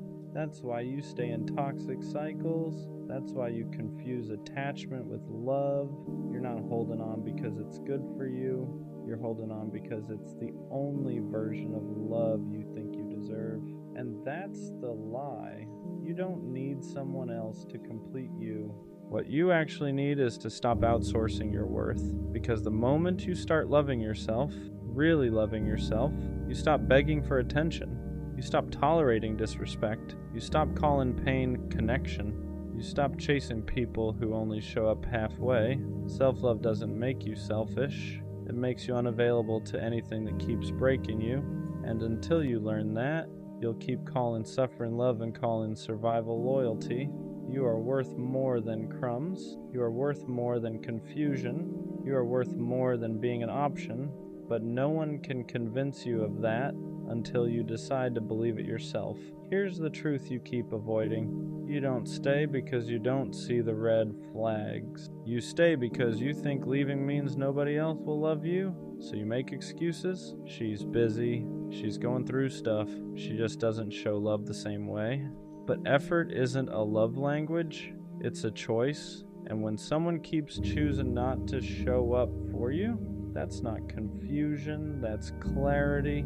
You're not being patient. You're being hopeful in a place that's already shown you who it is. You keep giving grace to people who wouldn't give you the same. You keep explaining your pain to someone who already decided it wasn't important enough to change. And every time you stay, you send yourself a message. My feelings come second. My needs are optional. This is the best I can get. That's not love. That's self-betrayal. You think walking away means losing them, but what you're really losing right now is respect for yourself, because someone who values you doesn't make you question your worth. They don't make you beg for consistency. They don't disappear and call it space. And the reason this keeps happening isn't because you love too hard. It's because you don't love yourself hard enough to leave when you should. The moment you start choosing yourself, red flags stop looking like obstacles and start looking like exits. And exits aren't failures, they're protection. Ignoring red flags doesn't just hurt you once, it trains people how to treat you. Every time you stay after disrespect, you teach them you'll tolerate it. Every time you forgive without change, you show them your boundaries don't mean much, and they adjust accordingly.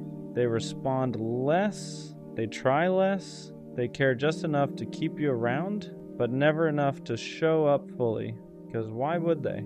You already proved you'll stay without effort. You think you're being understanding, but what you're really doing is normalizing behavior that shouldn't have access to you. You answer late replies immediately. You accept apologies without accountability. You let patterns repeat because you're afraid of starting over, and slowly, your standards drop while their comfort rises. That's the trade you're making. You're giving someone emotional safety while you live in emotional uncertainty. And the worst part? You start blaming yourself. You tell yourself you're asking for too much, that you're sensitive, that this is just how relationships are. But healthy love doesn't require endurance. You don't have to survive it. You don't have to fight for basic respect. You don't have to convince someone to treat you well. Red flags aren't challenges to overcome. They're warnings to listen to, and the longer you ignore them, the harder it becomes to remember what being valued even feels like. The pattern doesn't break when they change, it breaks when you do. The reason you keep ignoring red flags is because you confuse attachment with love. Love feels steady, attachment feels urgent. Love doesn't make you anxious. Attachment keeps you checking your phone, replaying conversations, wondering where you stand, and you call that passion. But what you're really feeling is fear. Fear of being replaced, fear of not being enough, fear that if you don't hold on tight, you'll be forgotten. So you cling, you stay when you should leave, you wait when there's nothing coming. You accept excuses because they're easier than facing the truth. That truth being, someone who wants you won't make you feel optional. Attachment makes you chase because it needs reassurance. Love doesn't chase, it meets. And until you learn the difference, every red flag will feel like something you just need to work through. You'll keep calling distance space, disrespect miscommunication, inconsistency timing, but your body already knows that tight feeling in your chest, that constant unease, that feeling of giving more than you're getting. That's not love warning you to try harder. That's your self-respect telling you to stop. You don't need clearer signs. You don't need closure. You don't need one more conversation. You need the courage to admit that attachment is keeping you stuck in places love would never ask you to stay. Walking away feels harder than staying because staying lets you avoid the truth. As long as you're still there, you can tell yourself it might change, that maybe tomorrow they'll care more, that maybe you're just being tested.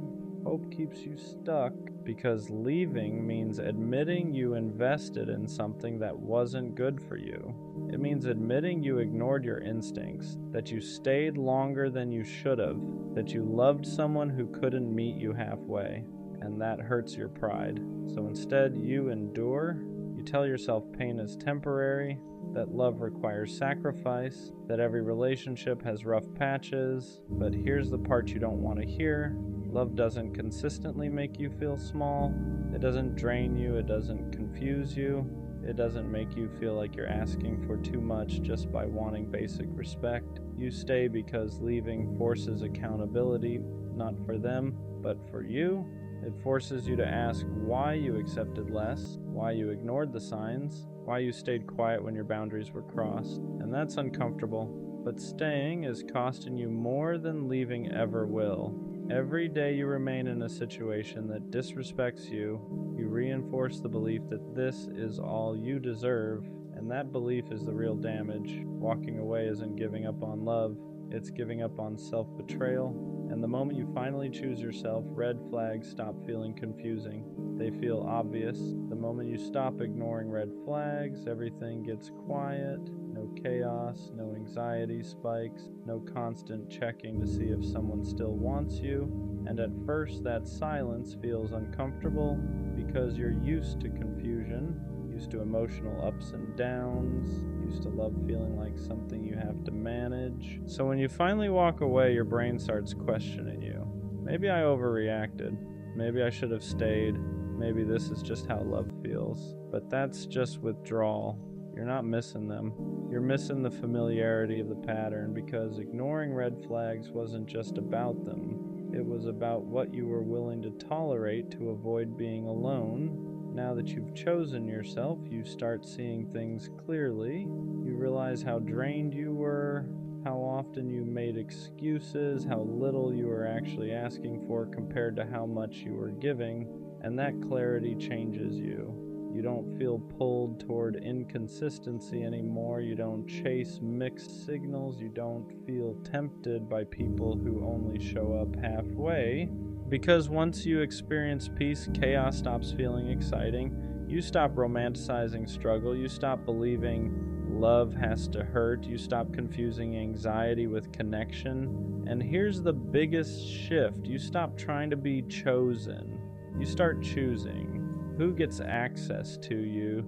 Who gets your time? Who gets your emotional energy? Red flags don't feel like puzzles anymore. They feel like answers. And instead of asking me, can I make this work? You ask, does this protect me? That's when self-respect kicks in. Not loud, not dramatic, just firm. When you stop ignoring red flags, people from your past don't recognize you anymore. Not because you changed for the worse, but because you stopped being convenient. You don't explain yourself as much. You don't over-justify your boundaries. You don't stay in conversations that feel disrespectful or draining, and that confuses people. They're used to the version of you that stayed quiet, that gave chances, that tried to understand at the expense of being understood. So when you walk away faster now, they call you cold. They say you've changed. They say you're doing too much. But what they really mean is you're no longer available for the dynamic they benefited from. People who thrived on your tolerance don't like your standards. People who were comfortable with your silence don't like your clarity. And that's okay. Because growth isn't about being liked, it's about being protected. You're not harsh, you're not bitter, you're not closed off. You're just done negotiating your self-respect. You no longer wait for disrespect to become unbearable before leaving. You don't need proof anymore. The first pattern is enough. And here's the part that matters most. The right people won't question this version of you. They won't push your boundaries. They won't test your tolerance. They won't need you to over-explain. They'll feel your standards and meet them naturally. Anyone who leaves because you stopped accepting red flags was never meant to stay anyway. That's not loss, that's alignment. Self-respect feels lonely at first, not because you're doing something wrong, but because you stopped tolerating what everyone else normalized. You don't have constant access to people anymore. You don't have drama to distract you. You don't have half connections keeping you entertained. And that quiet can feel heavy, because for a long time, chaos made you feel needed, and consistency made you feel chosen. Fixing things made you feel valuable. Now none of that is there, and your brain tries to convince you that you're missing out, that maybe you were happier when you stayed, that maybe standards are overrated, that maybe being lonely is worse than being disrespected. But that's just the adjustment period.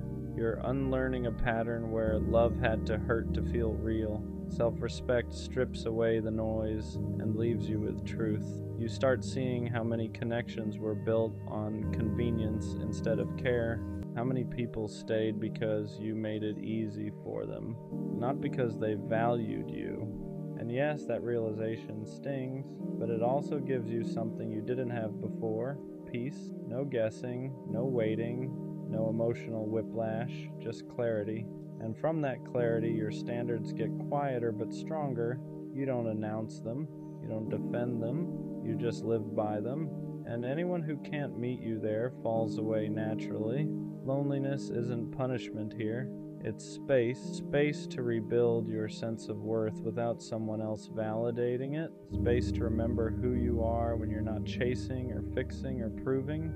And soon, that loneliness turns into confidence, not loud confidence, stable confidence, the kind that doesn't rush, the kind that doesn't beg, the kind that knows red flags aren't obstacles, they're directions. At some point, you realize something uncomfortable.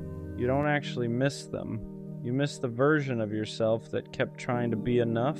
You miss the effort you gave, the hope you held on to, the belief that if you just loved harder, things would finally change, because chasing gave you purpose. It made your pain feel meaningful. It made waiting feel justified. It made disappointment feel like part of the process. Now that you've stopped, there's nothing left to fix. And that's when the grief shows up. You grieve the time you spent trying to earn what should have been given freely. You grieve the energy you poured into people who never poured back.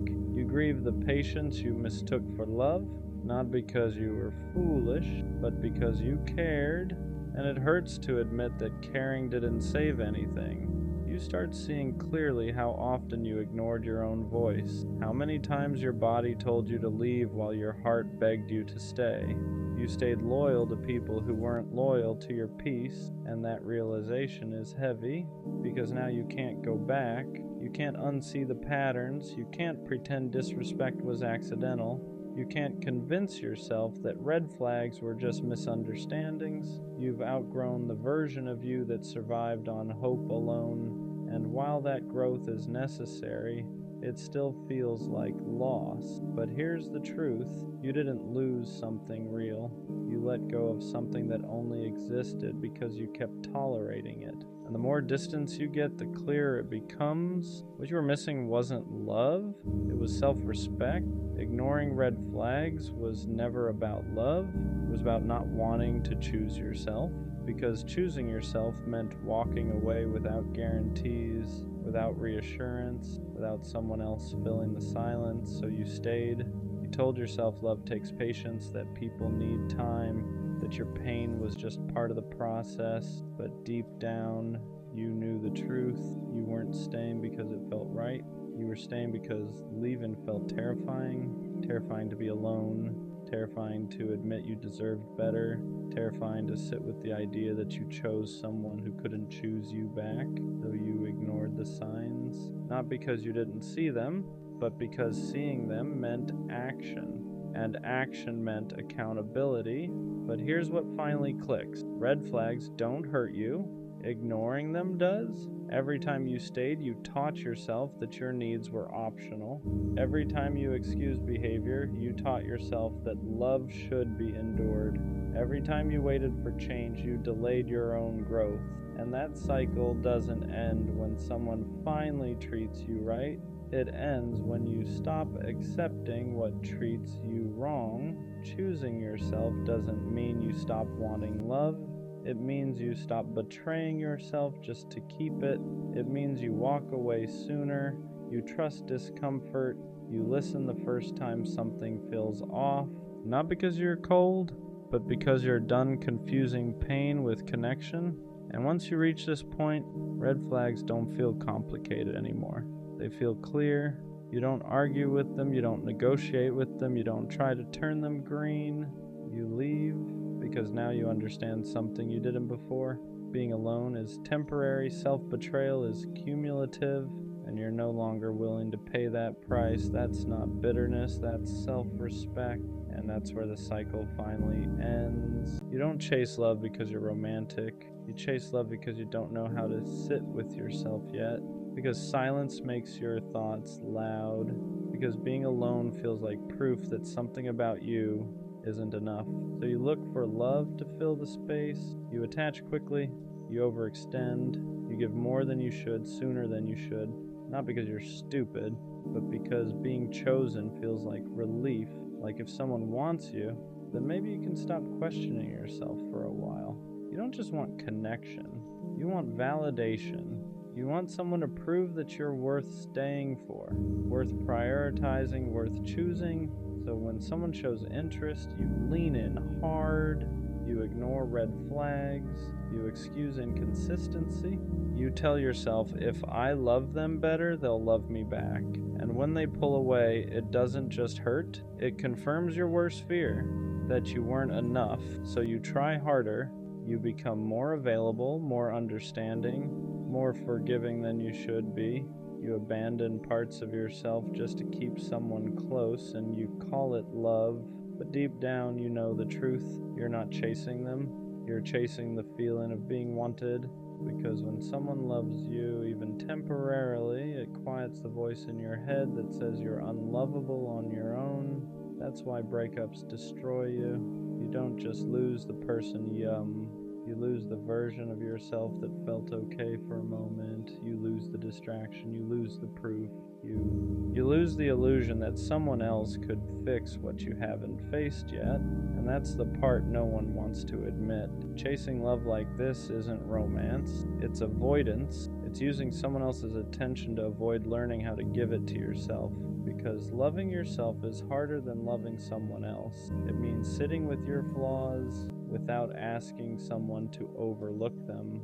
It means choosing yourself without needing applause. It means learning how to feel whole without being held together by another person. And that terrifies you, so you chase love instead. But here's the shift, the part that hurts before it heals. The moment you stop chasing love to fill the emptiness, you start attracting it from a different place. Not desperation, not fear, not self-doubt, but choice. Because real love doesn't arrive to save you. It arrives when you're no longer asking someone else to convince you that you matter. And until you learn to sit with yourself, without distraction, without validation, without escape, every love you chase will feel heavier than it should. You don't need someone to love you harder. You need to stop outsourcing your worth. And when you finally do, love stops feeling like survival and starts feeling like connection. You don't chase love because you're passionate. You chase it because being alone feels unbearable. Because when things get quiet, your thoughts get loud, and they don't tell you kind things. So you look for someone else to sit in that space with you, to distract you, to validate you, to make you feel wanted enough to forget how little you feel about yourself. You don't just want connection, you want relief. Relief from the constant feeling that something about you is missing, that you're behind, that if you were enough, someone would have stayed by now. So when someone shows interest, you grab onto it, you attach fast, you give more than you should, you bend your boundaries before they even ask, not because you're weak, but because being chosen feels like proof. Like if someone wants you, then maybe the voice in your head can finally shut up for a while. You start confusing attention with love, consistency with commitment, chemistry with safety, and when they pull away, it doesn't just hurt, It confirms everything you were afraid of, so you chase harder, you explain more, you forgive more, you accept less. You tell yourself that if you just love them better, they'll love you back the way you need.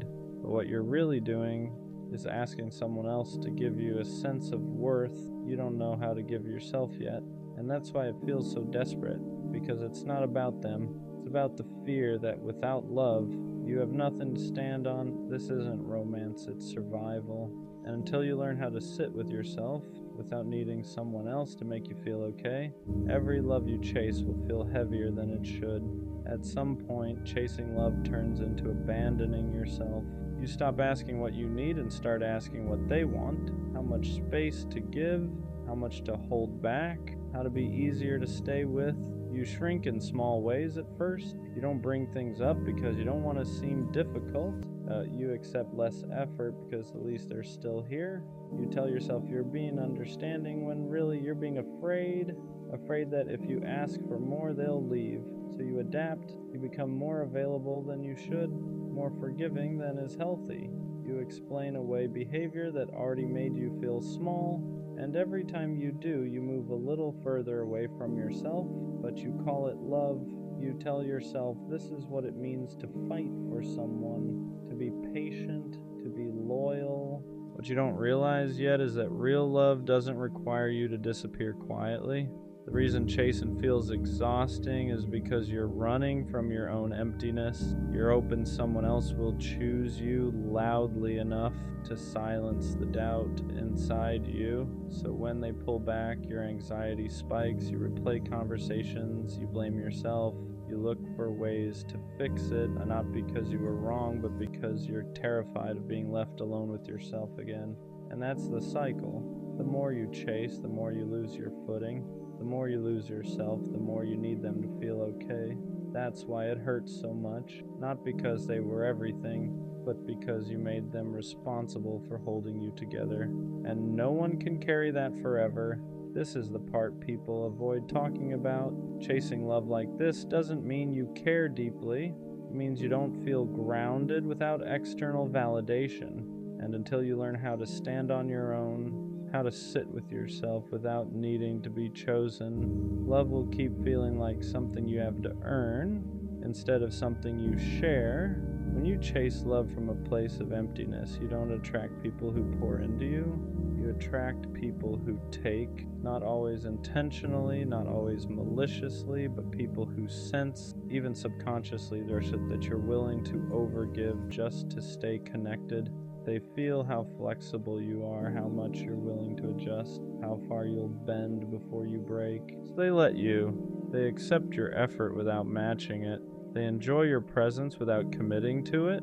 They keep you close enough to benefit from your care, but far enough to avoid responsibility. And because you're chasing, you don't question it at first. You tell yourself this is just how relationships work, that love takes patience, that maybe they just need time. But deep down, something feels off. You're always the one checking in, always the one clarifying, always the one trying to fix the distance that keeps appearing out of nowhere. And instead of asking why they're inconsistent, you ask what you did wrong. That's the trap. Chasing love trains you to blame yourself for other people's lack of effort. You start believing that if someone isn't choosing you, it's because you didn't love them well enough. So you try harder. You give more reassurance, more patience, more access to parts of you that should have been protected, and the dynamic deepens. They stay comfortable, you stay anxious, they get affection without accountability, you get hope without security, and that imbalance keeps repeating until you finally see it for what it is. You're not unlucky in love, you're just chasing from a place that tells the wrong people you'll accept less than you deserve, because people who are capable of real love don't feel comfortable being chased. They meet you halfway. The ones who stay distant, inconsistent, unclear, they stay because the chase benefits them. And until you stop chasing to feel worthy, you'll keep finding yourself in the same story with different faces. Eventually, there's a moment where chasing love stops feeling hopeful and starts feeling exhausting. You realize you're tired, not because love is hard, but because you've been doing all the emotional work alone. You're the one overthinking, the one adjusting, the one trying to hold something together that keeps slipping through your fingers. And for the first time, you ask a quiet question you've been avoiding. Why does love feel like something I have to prove myself worthy of? That question is uncomfortable because it points inward. It forces you to see that chasing love has been a distraction, a way to avoid sitting with yourself, a way to avoid asking why you don't feel enough without someone choosing you. Because as long as you're focused on them, their mixed signals, their distance, their inconsistency, you don't have to face the emptiness underneath. You don't have to ask why you're afraid of being alone, why validation feels necessary, why rejection feels like confirmation instead of redirection. So you keep chasing, but here's the truth that hurts before it heals. Chasing love delays self-healing. Every ounce of energy you spend trying to be chosen is energy you're not spending, learning how to choose yourself, and that's why nothing ever feels settled. Because no matter who you're with, you're still looking to them to fix something they didn't break. They can't give you security you haven't built internally. They can't love you into self-worth. They can't silence the doubt that existed before they arrived. And once you see that, chasing loses its appeal. Not because you stop wanting love, but because you realize love isn't supposed to feel like survival. It's supposed to feel like addition, not rescue. And the moment you stop running from yourself is the moment the chase starts to lose its power. Learning how to sit with yourself is the hardest part of this whole process, because when you stop chasing love, there's nothing left to distract you. No text to wait for, no signals to decode, no person to center your emotions around, just you. And that's when everything you've been avoiding comes to the surface. The insecurity you buried under effort, the loneliness you masked with attachment, the belief that without someone choosing you, you don't really matter. It feels uncomfortable at first, almost unbearable. You reach for your phone instinctively. You miss the chaos, you miss feeling needed, because chasing gave your pain direction, it gave your emptiness a target. Now there's nowhere to run. And this is where most people go back. They re-enter old dynamics, text people they shouldn't, lower their standards just enough to feel wanted again, not because they're weak, but because sitting with yourself requires honesty. It forces you to see that no one abandoned you the way you've been abandoning yourself. Every time you chased someone who was unsure, you told yourself your needs could wait. Every time you accepted inconsistency, you taught yourself to tolerate being half chosen. So being alone feels unfamiliar, not because you can't handle it, but because you've never stayed here long enough to build something solid inside yourself. This is where self-love actually starts, not affirmations, not confidence quotes, but learning how to stay when there's no validation coming in, learning how to comfort yourself instead of outsourcing it, learning how to choose yourself without needing approval. And slowly something shifts. You stop craving attention.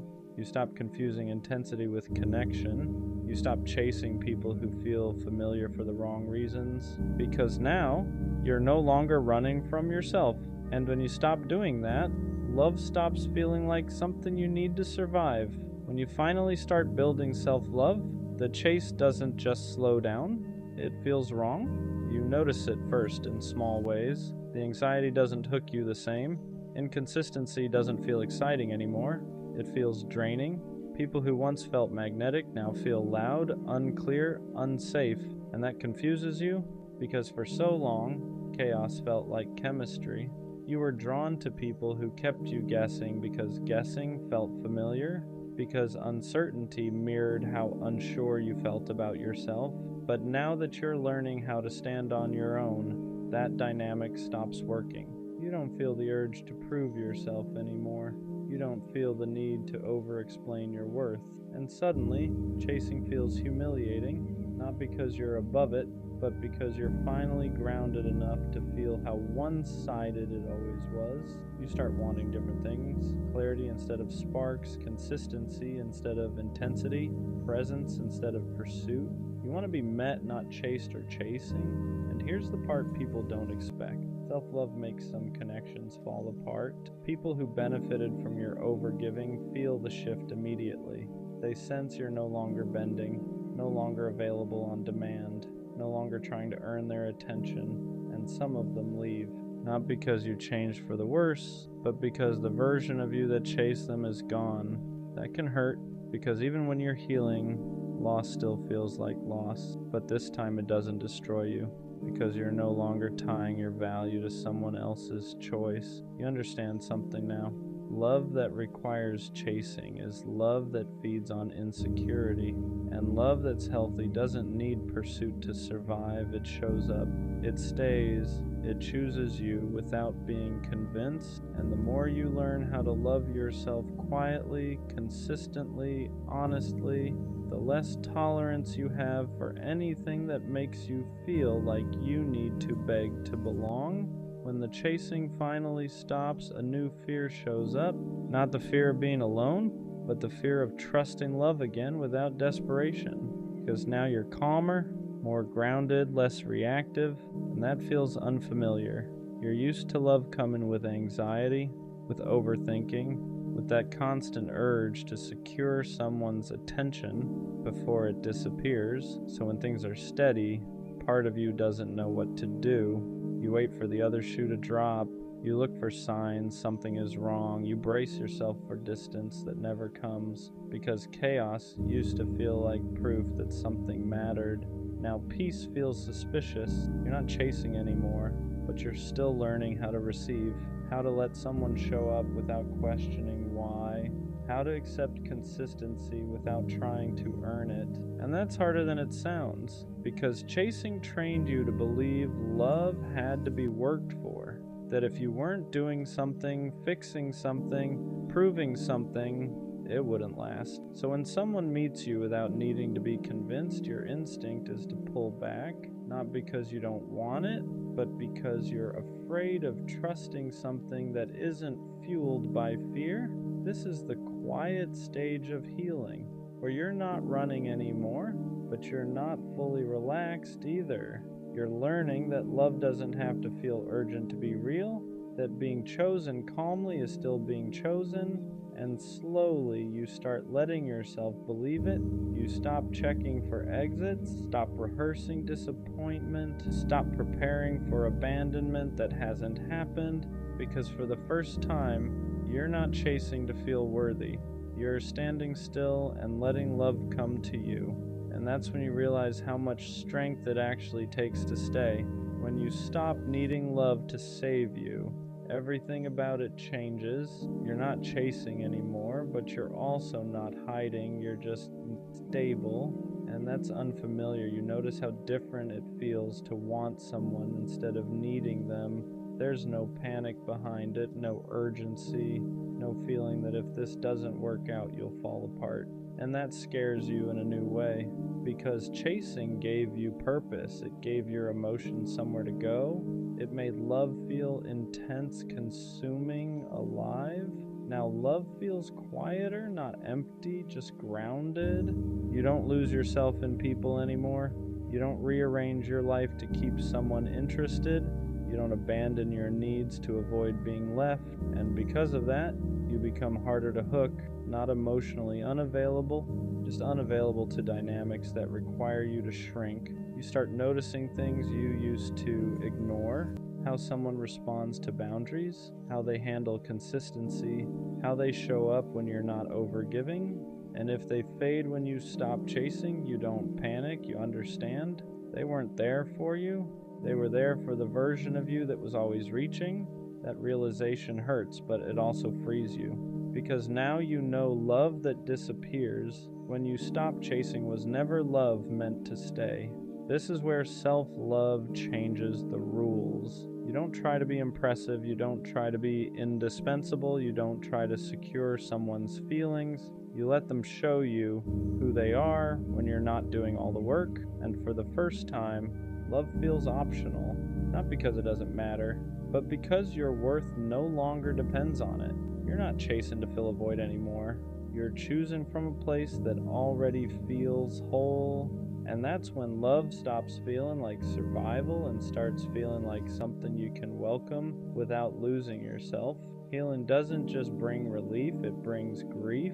Because when you stop chasing love, you don't just lose old dynamics, you lose the version of yourself who survived by reaching. You look back at who you were and feel a strange mix of sadness and compassion. You remember how hard you tried, how much you gave, how badly you wanted to be chosen, and part of you wants to go back, not because it was healthy, but because it was familiar. Chasing gave you direction. It gave your pain something to focus on.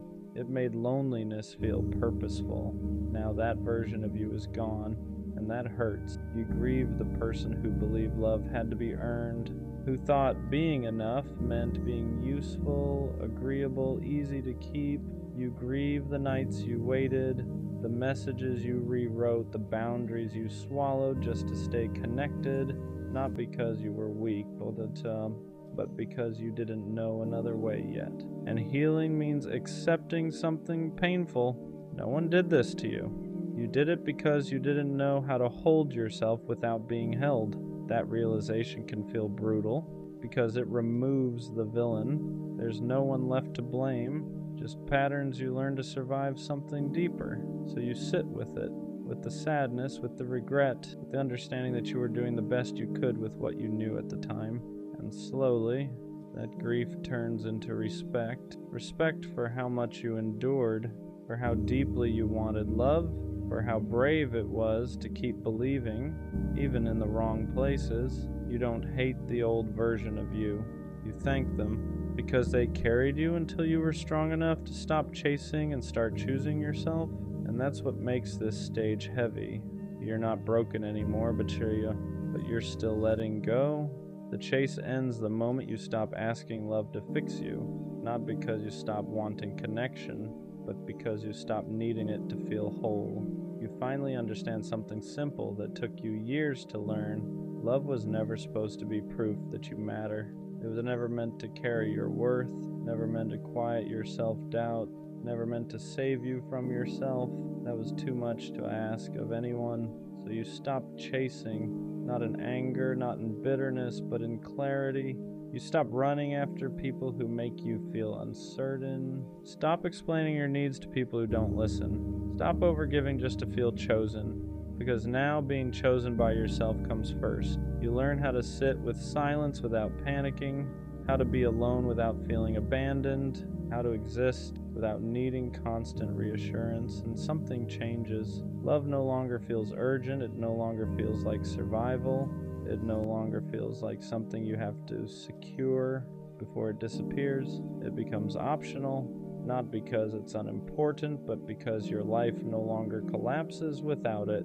And that's when the real shift happens. You don't attract love from desperation anymore. You don't bond through wounds. You don't mistake intensity for connection.